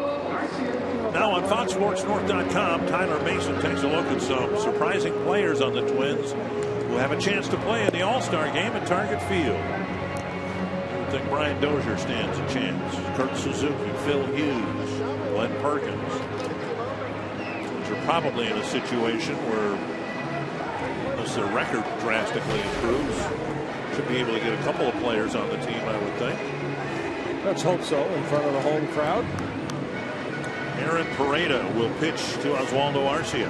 Yeah, Pareda, one of 3 left-handers out on that bullpen, making his 15th relief appearance in his first season with the Rangers. He's pitched for the White Sox and the Padres in the past. Arcia with a home run and a foul out against the right-hander Scott Baker. Breaking ball, strike one. Mentioned it last night. Arcia in his rookie season last year proved that he was able to hang in there against left-handers. Hit 3 home runs against left-handed pitching last year. This is another breaking ball by plenty. Two hard sliders right there by Pareda. Pareda, 27 years old. Former #1 pick by the White Sox back in 2007 at the University of San Francisco.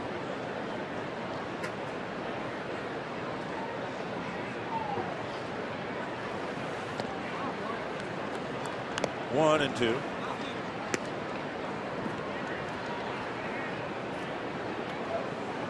Pareda started the season in AAA. Round Rock, and called up in the middle of April. Casey Bean getting loose in the Twins bullpen.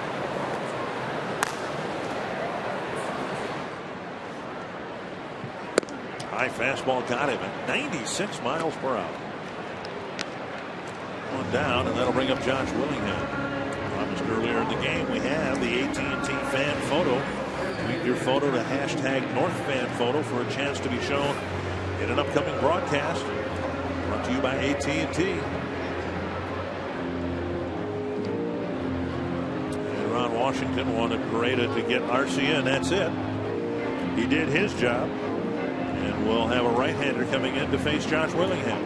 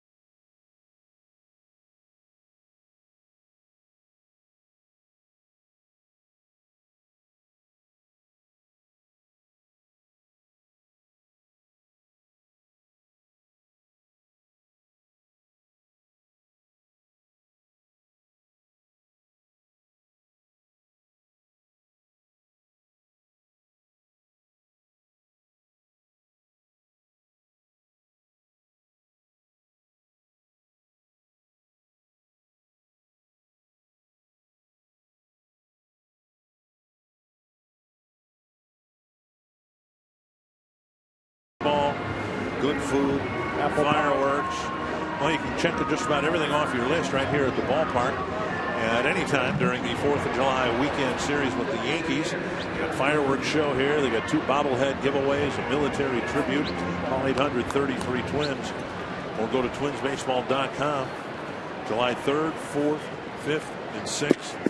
On the 4th, it's a 2 o'clock start, so you can catch some baseball and then go to your fireworks show at night. Alexi Ogando will pitch to Josh Willingham with 1 out in the 7th. Ogando making his 25th relief appearance. 12 walks, 1 intentional, 18 strikeouts in 21 2/3 innings. Hard throwing right-hander, good slider, split finger. Ogando used to be a starter for the Rangers. They converted him to a reliever this year. Kind of a swing guy back and forth for the last couple of years. Ball 1. Remember the first year he came up in 2010. I mean, he had a great year, and then the next year they were looking for, they thought, you know, he could start, which they put him in that rotation. He did a good job. Then had some arm problems. Now in the bullpen. Willingham takes a strike over the inside corner, 1-1.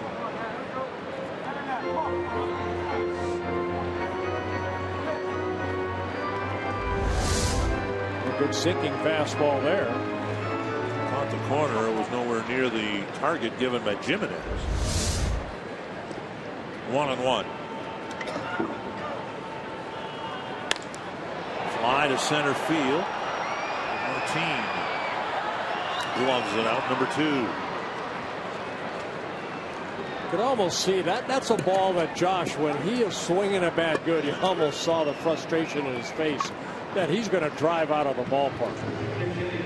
Just the timing is not there. Of course, you know, spent a lot of time on a disabled list with that wrist injury. Chris Parmelee is being pinch hit for here with 2 outs in the 7th. Eduardo Nunez is going to hit for Parmelee. I don't know whether there is a health issue with Parmelee. And of course, a left-handed batter. He has been slumping. And Nunez takes ball 1.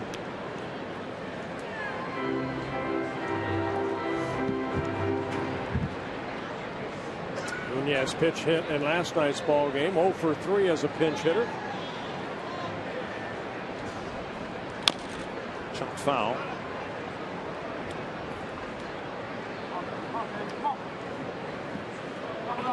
Parmelee's average had sunk to below 200.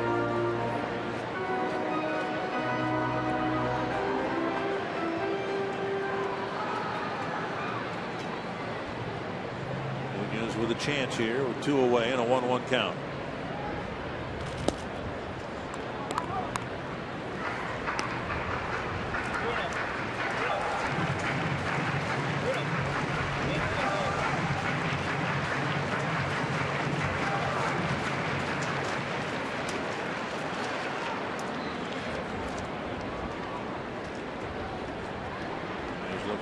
First pinch hit of the year. His 4th try. At the knees, 2-2.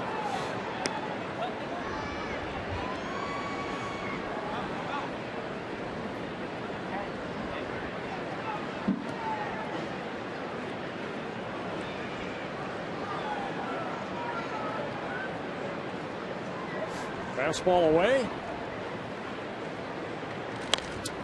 Left it over the plate. Nunez fouled it back. We saw that in the Willingham at bat. Nunez calling for a fastball down and away. Orlando's still that type of pitcher. He's just going to rear back and try to throw 100 miles an hour.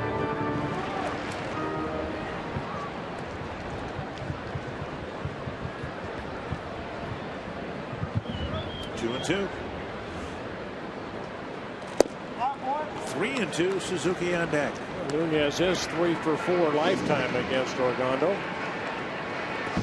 Maybe that came into the picture of being pinch hit.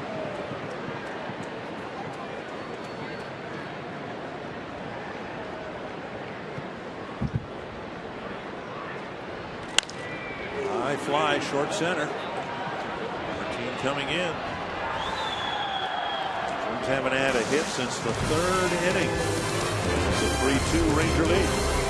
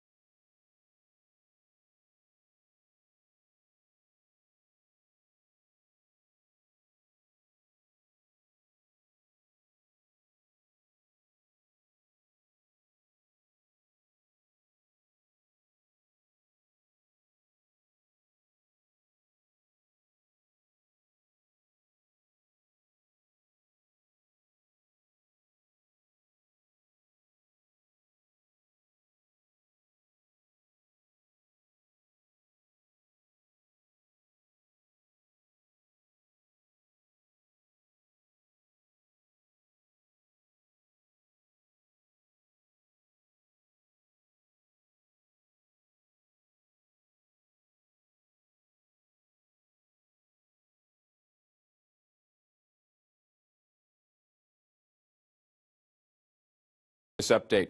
Twins in Texas resume their series tomorrow night at Target Field. Joe Saunders will go for the Rangers. Kyle Gibson gets the call for Minnesota. Gibson on a good path until he was tripped up in San Francisco last week. We'll get you ready for the game with Twins Live at 6:30. Let's head back to Target Field to Dick and Bert. Thank you, Tom Hanneman. It's a 3-2 ball game here. We go to the 8th inning. Casey Fiend will try to keep it a 3-2 ball game. Yeah, Casey Fiend making his 22nd relief appearance. He last worked on Saturday in that 2-1 loss to the Giants. 1 shutout inning. And so far in the month of May, 10 innings pitched by Casey Fiend. He's only given up 1 run. He's done a great job as a setup man. And now Astros just get a quick 1-2-3 inning here. Eduardo Nunez stays in the game and stays in left field. Olis Andrus, Mitch Moreland, and Adrian Beltre in the 8th.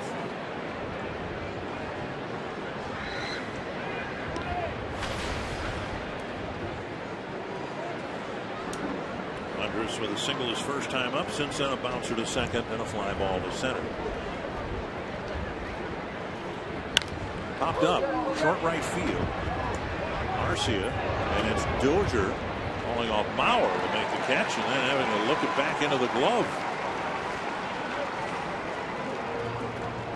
Quick out with Fiend throwing strikes. It was a perfect compliment to Phil Hughes coming out of the bullpen, because his attitude pretty much is the same as Phil Hughes. Throw strikes, get ahead of the hitters. Attack. 1 down. And Mitch Moreland the batter. Moreland hit the pop-up into short left field.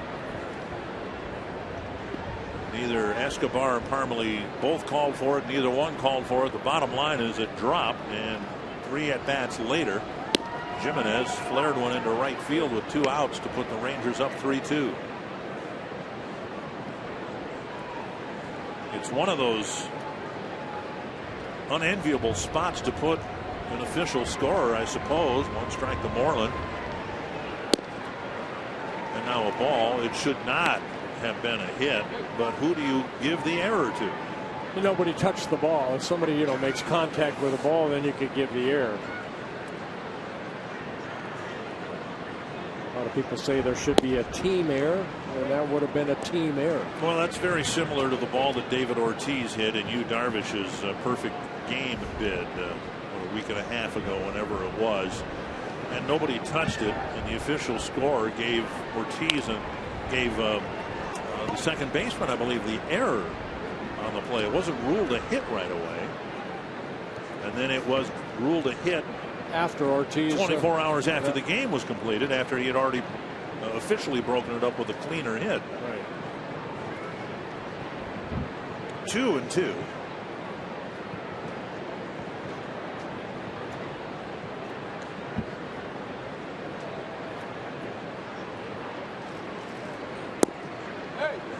full count with Beltre on deck. Venus walked only 4 batters in 20 innings pitched.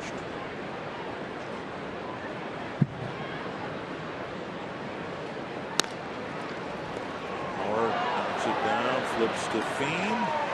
2 away. Kept Joe Mauer busy over there. Attention parents of young Twins fans, have your kids tell us why they love Twins mascot TC for your chance to take part in a special event here at Target Field on Sunday, June 8th. Email 100 words or less to ilovetc@twinsbaseball.com for your chance to win. 2 down and Beltre the batter. Mark Burley won again tonight. It's number 9. Burley is 9-1 for the Blue Jays. Oh, the pitcher's duel there, 9-6. Well, I know the Rays got their scoring late in the game, probably after Burley was out of the game. I believe that makes him 9-1 on the year. And maybe more, 9-1. More significantly, now the Rays are 8 games behind the Jays. Toronto playing great baseball.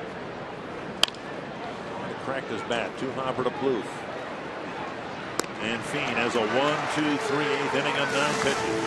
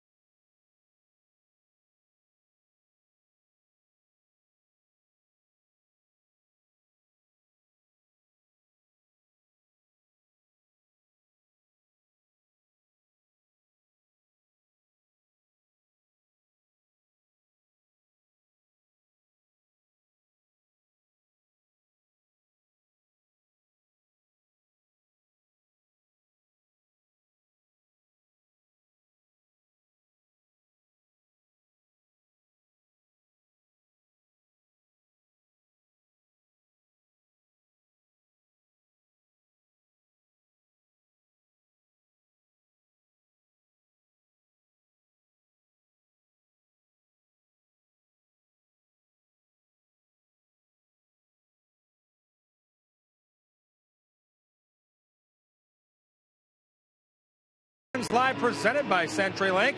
Former Twins Scott Baker and Twins new ace Phil Hughes hook up in a great pitcher's duel tonight.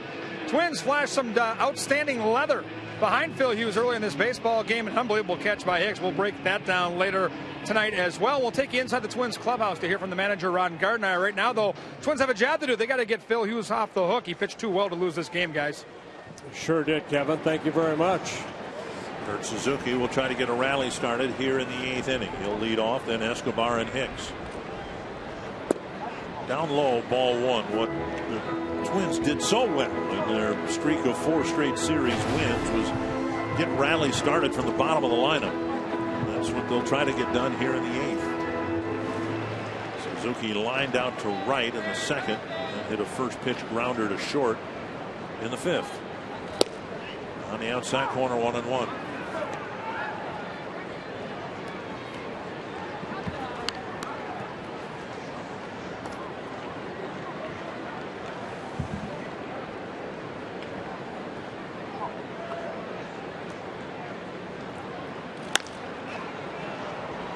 Seats down the right field line, 1-2.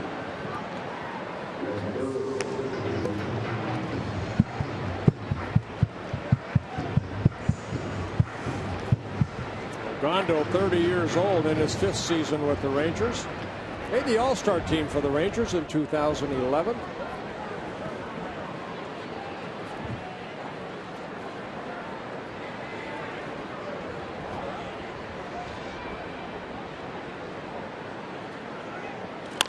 Up the middle and through for a hit. Suzuki starts the 8th with a single to center. First hit for the Twins since the 3rd inning when Joe Mauer hit the RBI double. So here we go. Good time to start a little rally here. Sinking fastball. And Suzuki, as he does so well, makes contact. And this one going right up the middle, right over the mound. Ron Gardenhire going to his bench, not for Escobar. He will hit. But Josmiel Pinto's in the on-deck circle. He apparently will hit for Aaron Hicks. Escobar drops down a bunt, a good one. Beltre slings his throw, and the tying run at second with one away.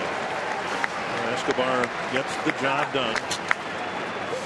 A good bunt right there by Escobar, doing his job, his second sacrifice of the year. Advancing Suzuki over to second base. Taking Hicks out. Now, Mike Maddox is going to come to the mound. With the Pinto coming to the plate.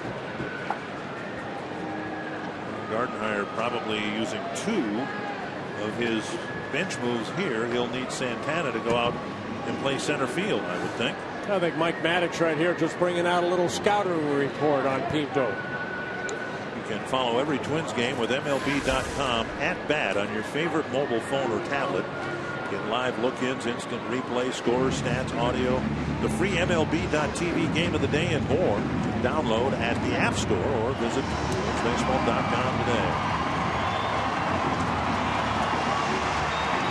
And Pinto 0 for 3 as a pinch hitter. He does have an RBI.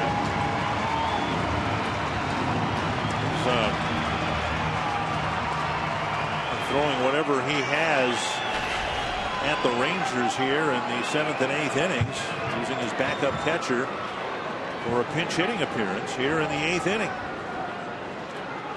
Pinto takes a strike in the outside corner.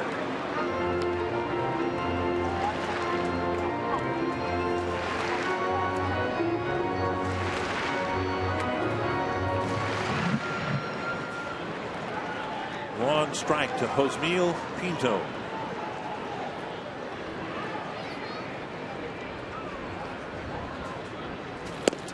Swung through the mid-90s fastball.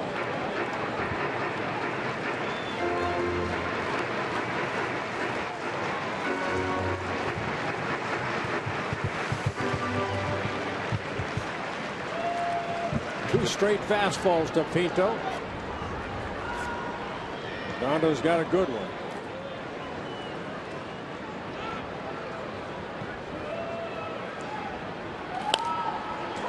Lifted foul, another 95-mile-per-hour fastball.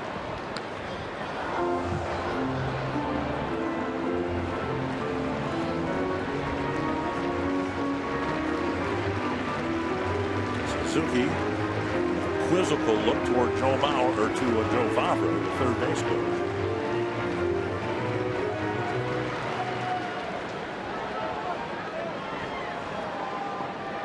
Two strikes to Pinto. Off-speed pitch got him. 2 down.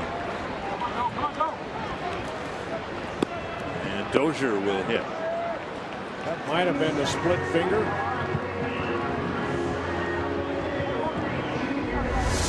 Take a look at his pitch right here. Yeah, there's a splitter. It drops straight down. 1.5 feet. My goodness. Dozier with a double and a run scored in the 3rd. The Rangers got their go-ahead hit with a 2-out single a couple of innings ago. Twins would take one of those right here.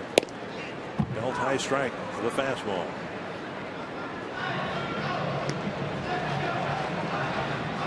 Said when Dozier in the 6th inning pulled a fastball into the left field corner that was up and in, unless you can throw in the mid-90s, he can turn on that pitch. Well, this guy throws in the mid-90s, or 94, 95. Stopped by Jimenez. 1-1.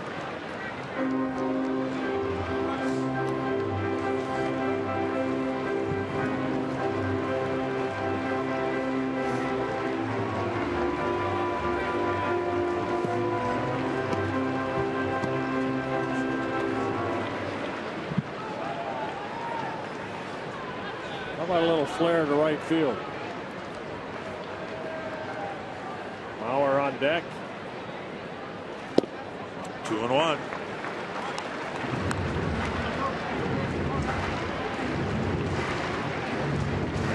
Tied the game at 2 in the third on a pair of 2-out doubles.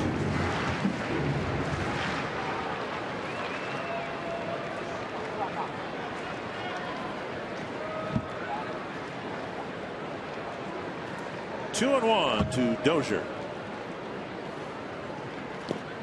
That kicks away, and Suzuki advances to third. 3-1 to Dozier.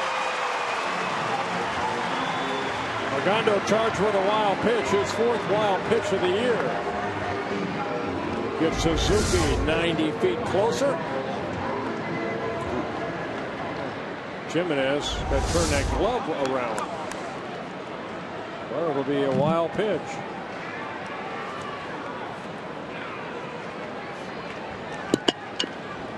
Three and 1 to Brian Dozier with Mauer on deck.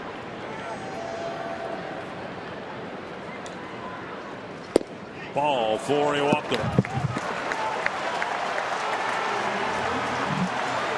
This is Ogando's inning. No activity in the bullpen. It'll be Ogando against Mauer with the tying run at third. Joaquin Soria is their closer.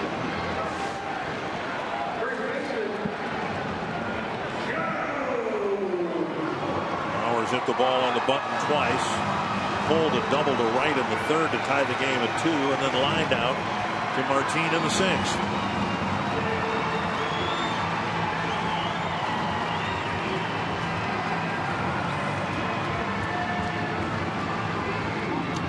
On the phone.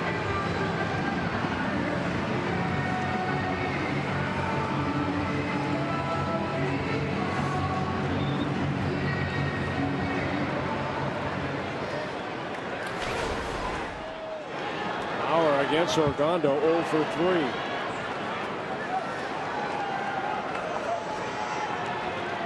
Well, he's due. Off-speed pitch for strike 1.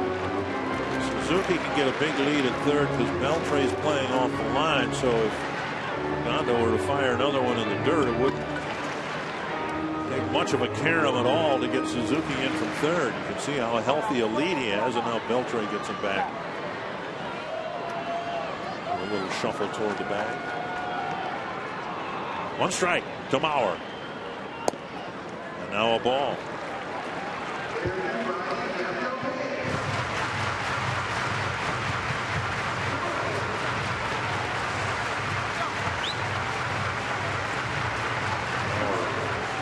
A little bit above his career batting average with runners in scoring position.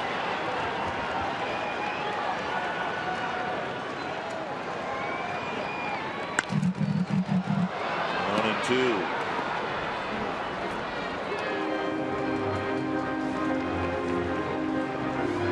2. Saw the pitch that struck out Pinto, how much that splitter moves, but also if you don't throw it properly, it could be maybe off the plate or maybe knocked away by Jimenez.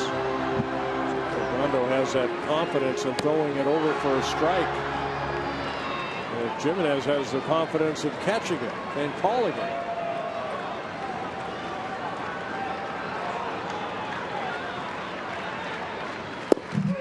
Called third strike. A mid-90s fastball at the knees, and the Twins leave 2 aboard in the 8th.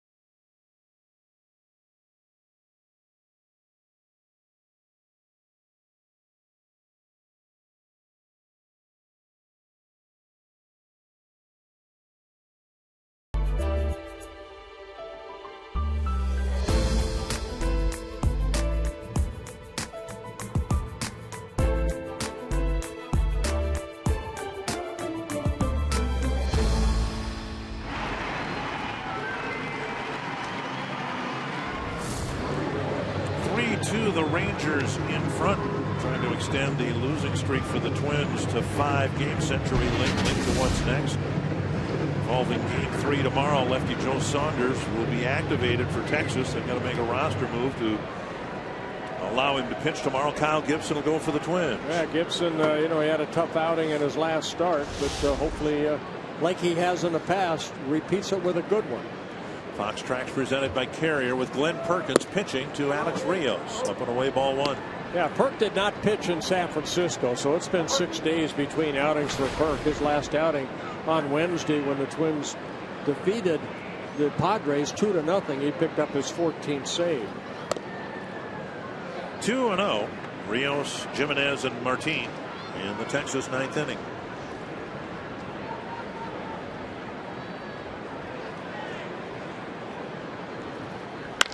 To center and hit well. It's Danny Santana out there. Santana going back. He can't make the play, and a very long carry will allow Rios to go to third. Santana went back and had the ball out of his reach and then bounced past him with the retrieve made by Arcia. Well, the thing there, when Donnie Murphy hit the ball, that was a high one. This was a line drive over the head of Santana. Great contact right there by Rios, his 3rd hit of the ball game. And this is a rocket to straightaway center. See where Santana's playing. He goes back as fast as he can. Oh, hit off the wall and then carry him back toward the infield. So a triple for Rios. That's his 6th triple. That leads the American League in that department. A single, a double, and a triple tonight. Twins have the infield in 1-0 for Jimenez. 6 triples lead all of baseball. And Perkins delivers up high. He fell behind Rios, and now he falls behind Jimenez.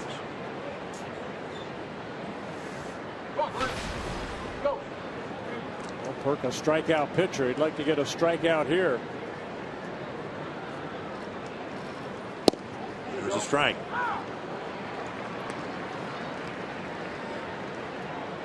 Perk with 31 strikeouts in 22 1/3 innings. Jimenez singled and scored in the 2nd.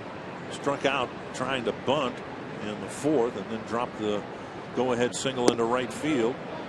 3-1. 6th inning at bat, as he did last night with the double late in the ball game. With 2 outs, delivered a very damaging hit. Now 3-1 from Perkins. Backhanded by Escobar. Looks the runner back twice and throws him out. 1 down. Not the easiest play in the world because he had to backhand it out of the dirt, I think. And that little short hop, yep. Gotta be the Molinas have to be one of the brother pair, right? To win Gold Gloves at the same position. And the Boyers. Cleet and Kenny. And then there was a Cloyd Boyer, too. Don't remember what position he played. Swing and a miss by Martin. Martin, a sacrifice in the 2nd. A strikeout and a ground ball to first. I always have to look for maybe the bunt right here, too. Maybe a squeeze. Swing and a miss, strike 2.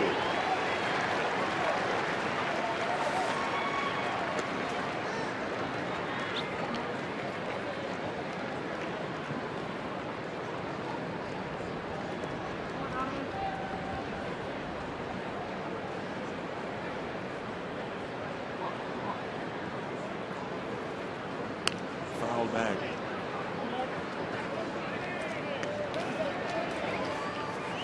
Rangers won 7-2 last night, and it almost seemed like a blowout game. But 6 of the 7 runs they scored were with 2-out hits. And now again here tonight, 2 of the 3 runs they've scored. Bouncer to short. Escobar with the play, 2 down. Perkins 1 out away from stranding a leadoff triple. Donnie Murphy to the plate. You see Rios can't go anywhere. Escobar playing that hop, getting the out of Martin at first base. Infield back at normal depth now with 2 outs and Murphy the batter.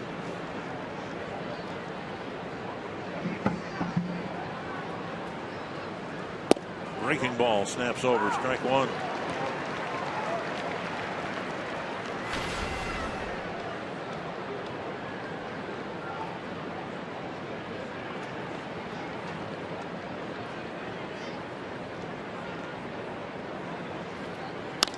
High fly, left center field. Nunez chasing it, Santana chasing it, and it's Santana on the warning track. And good job by Perkins. Pitches around the leadoff triple.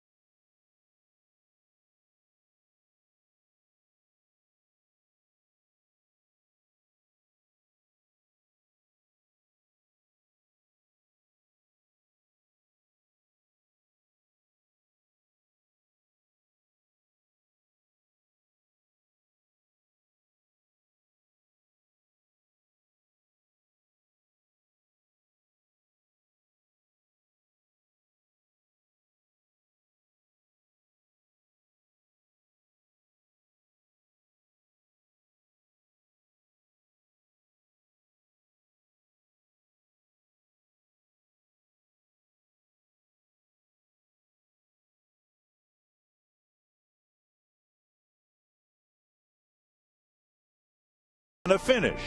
Endings are imposed and inflicted. Struck him out. Got him.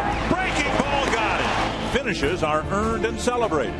A deep drive to right. Score the home run.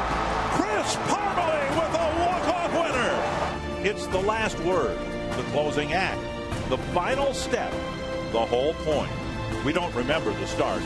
We never forget the finish. Liner to left field. Get down. Down for a hit. Suzuki heading around third. He's coming in. Aaron Hicks is the walk-off winner today. Let's do that again. Well, we can't do it with Parmalee or Hicks. It'll have to be somebody else. They've been taken out of the game. It's the 3, 4, and 5 batters, Plouffe, Arce, and Willingham. And then if a batter reaches, if the game's still going on, Nunez will hit. And the closer for Ron Washington, Joaquin Soria, coming in, making his 18th relief appearance. 8 for 8 in save opportunities. He delivers strike 1. Soria, of course, the closer for the Kansas City Royals for so many years. Coming off his second Tommy John surgery. 1-1.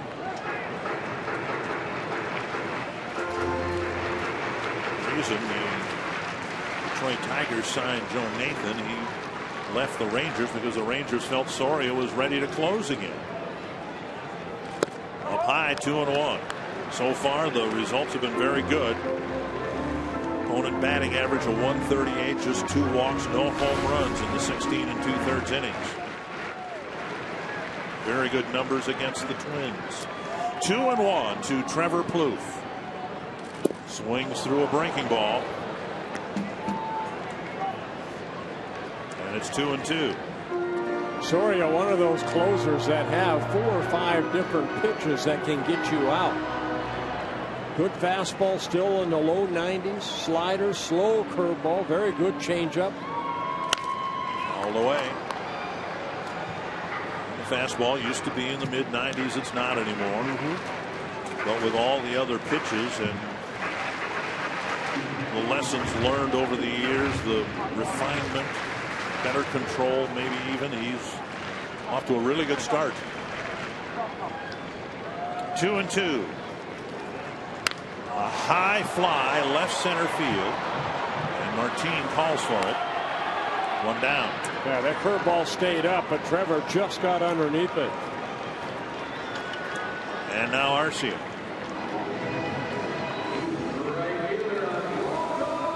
Arcia with a home run his first time up. Since then, a foul out and a strikeout. Soria with 168 career saves. 160 of those with the Kansas City Royals. Had his first Tommy John back in 2003, and then a couple years ago had his second.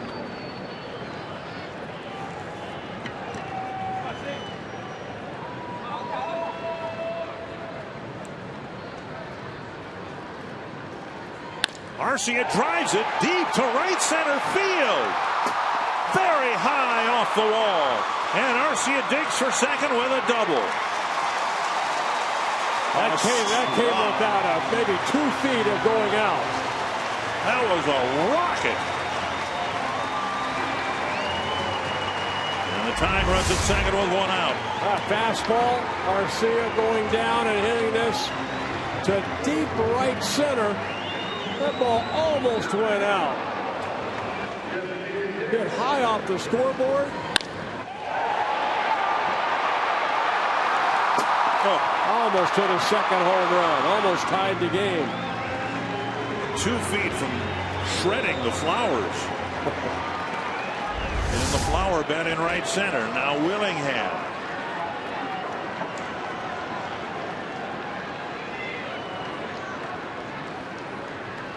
Slow breaking ball over for a strike. 1 strike.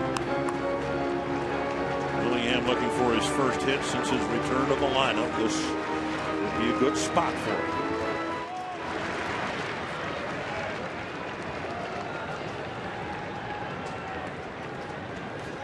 Josh 1 for 3 lifetime against Soria. Got a pitch to hit and fouled it back. And unless he gets another one and does something with it, that's going to be a hard one to forget for Josh. Just got underneath it. 2 strikes.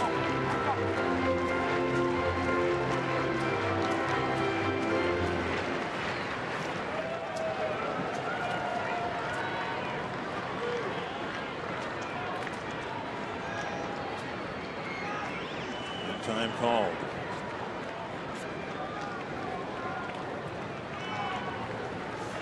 Have only 5 hits. 4 of them have been for extra bases. 3 doubles and a home run. Everybody waiting for that big hit. Jacked his swing. It's that big slow curveball. That was 68 miles per hour, and the other one was 76.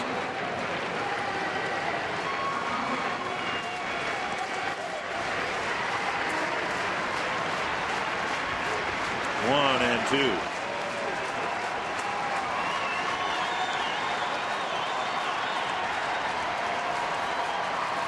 Two and 2.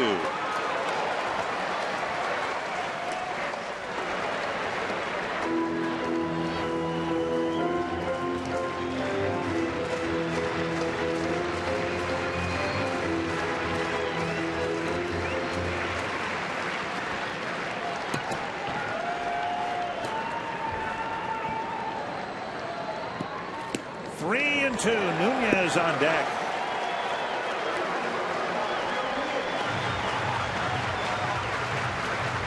Dick, what you have going on here is Jimenez. This is only his 5th game. He has not caught Soria a lot. He's kind of new to the organization. He's still learning his pitching staff. Full count to Josh Willingham.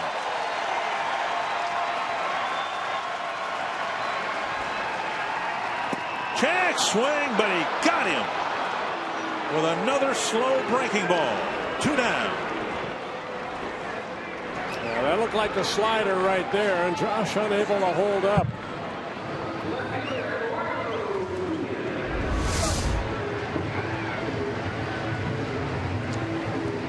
Two down, and Nunez, who pinch hit for Parmalee. There's one bench player left, and it's left-hand hitting Jason Kubel.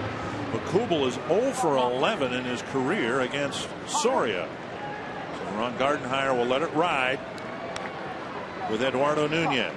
The fly ball to center earlier tonight. Fastball down the middle of strike. Nunez has never faced Soria.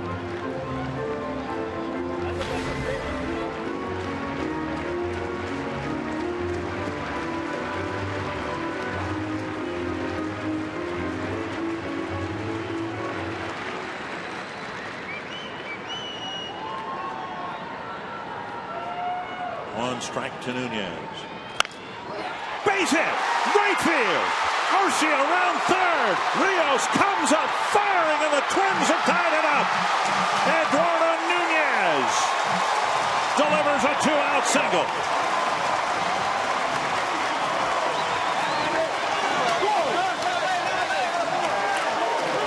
Going to second on the throw.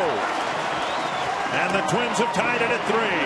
Kind of fastball out over the plate and lined it into right field. A big RBI for Nunez, ties the game at 3 apiece. And now Kurt Suzuki. Suzuki has delivered more 2-out RBI hits than anybody on the roster. And he's hoping to provide one more as a game winner in the ninth. Kurt 2 for 7 lifetime against Soria. Breaking ball gets the outside corner.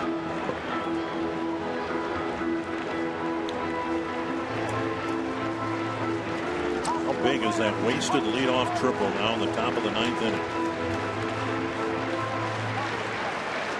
Rio stranded at third.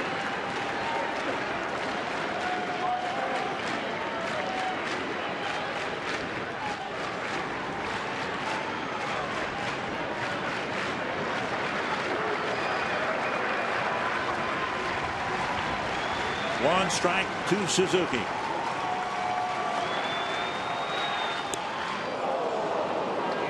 Swings through that slow breaking ball.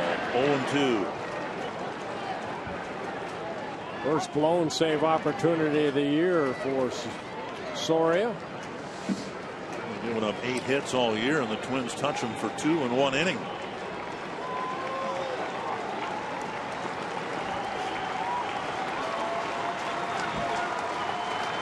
Two strikes to Suzuki. And 2.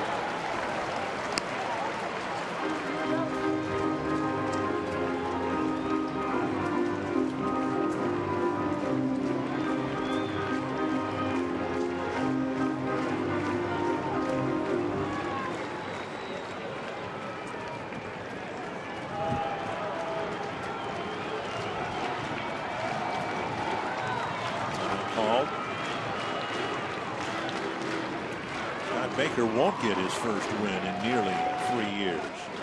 Phil Hughes won't be tagged with a hard luck loss. Yeah, both starters pitched well. 1-2 to Suzuki. Down the line, but foul. Waited on that breaking ball and made contact. He waited as long as he could. It's hard when it only coming at you 67 miles per hour. A slow pitch softball.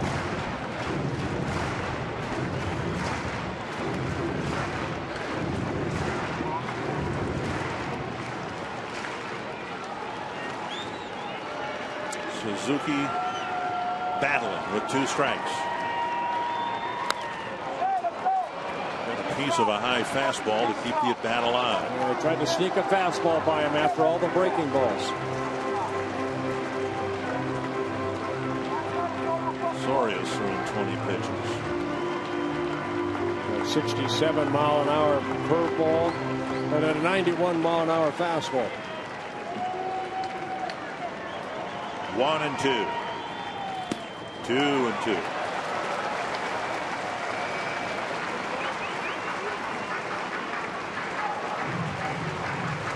Escobar might have a chance to be a hero.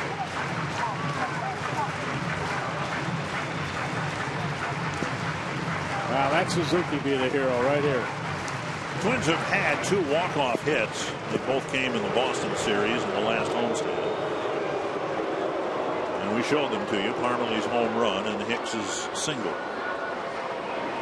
Parmelee's home run, the game winner in the 9th. Hicks's single was a game winner in the 10th.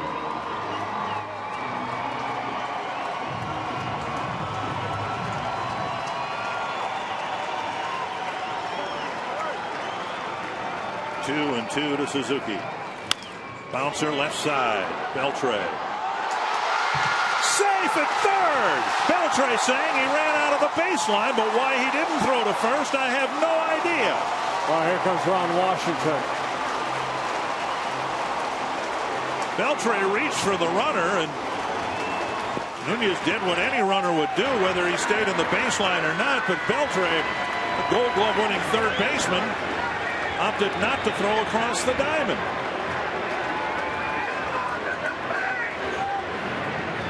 This is not a reviewable play, by the way.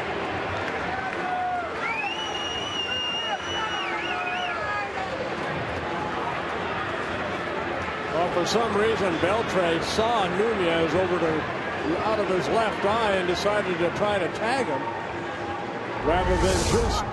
They got to realize who's running to Suzuki. And we see Nunez just trying to stay out of the way. Well, certainly make the case he ran out of the baseline, I suppose, but well, you have to try to avoid the tag. I quite don't understand what how far you can go. You can't run to left field and come back. But he had an easy play at first base. Just throw to first. So now Escobar will have a chance. We ruled a fielder's choice. Just the wrong choice for Beltre. Escobar hitting .347 in the month of May. 0 for 2 with a sacrifice tonight.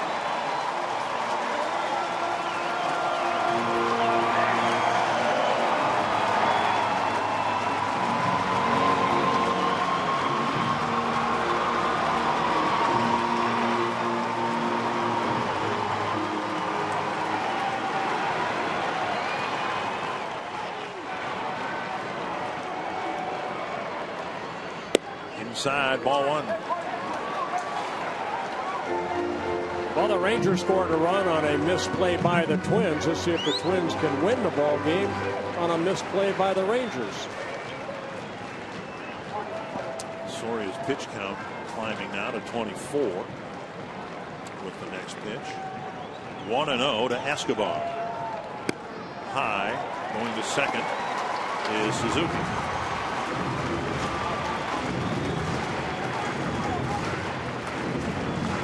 Significant advance. Escobar hits a ground ball someplace. He runs well, and so now with first base open, he'll be walked, and Santana will have a chance to be the hero.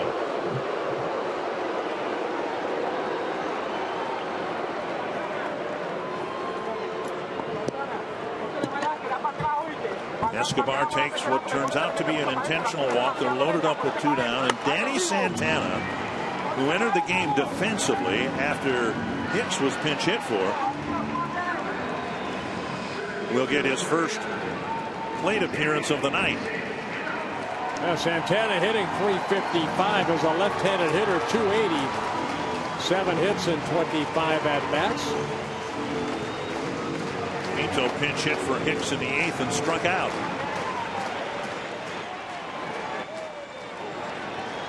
Bases full of Twins in a tie game. Strike over the inside corner. Santana is 2 for 2 as a pinch hitter. Now, this is not a pinch hitting appearance, but he's been used late in games, cold off the bench, and he's delivered a couple of big hits. There's the winning run. Santana trying to get him in. Little number, Soria fumbles it, and the Twins win the game. Santana off the end of the bat becomes a game-winning hero.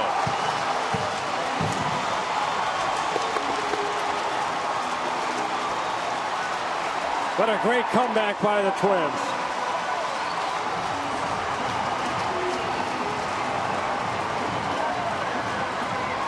Two in the bottom of the ninth, and the losing streak is behind the Twins. Arcia started to come back with a double high off the fence in right center. Glenn Perkins, your winning pitcher. Well, that ball traveled about 45 feet. Squibbed out toward the mound. Soria had time. He juggled it. He couldn't get hold of it. It'll be an error on Soria, but who cares? Twins win 4-3. And Danny Santana, who might be the fastest man on the team, and you can imagine Soria aware of that, or at least of his speed, maybe trying to speed things up a little bit. And Santana ends up hitting a number for the game winner.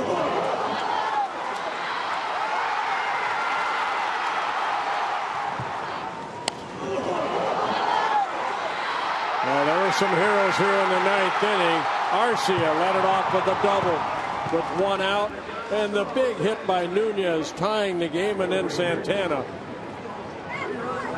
And there's Arcia right there.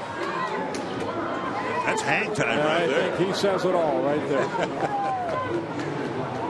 Well, quite a comeback for the Twins, who looked like they were going to fall to their fifth straight loss, and a really frustrating one it would have been given how the Rangers got the third run. Kevin Gorg with Eduardo Nunez, who tied it up with a sharp single to right. Thanks a lot, guys. Well, first of all, the very tough closer on the other side there. What was your strategy at the at-bat? Because clearly it worked out. What a clutch hit. You know, I don't want to try too much. Just looking for a good pitch, and I get good swing. What's it feel like to hear the crowd erupt and see that tying run come across the plate? You guys have been chasing the Rangers here the last 2 days. You know, we know they have tough team, well, the best team, and he's really good. So we have to battle, and we win. What can a win like this do for your baseball team? Because you guys got up to that great start, went up to San Francisco on that road trip, and then had lost 4 games. To win a game the way you did tonight, how much can this really help you moving forward? You know, we feel great because we are the team. We young, but we battle, and we want to compete, and we compete, and we win. Congratulations. Sure was fun to watch. Thank you, sir. Appreciate it. Nothing like 2 out hits, especially in the bottom of the ninth when you're down to your last out. The Twins find a way to win tonight, guys, and get by the Texas Rangers 4-3. And coming up next on Twins Live, we'll break down this dramatic victory for the Twins that snaps the losing streak at 4. We'll hear from Ron Gardenhire and preview the rest of the series. It's all coming up next on Twins Live, presented by CenturyLink.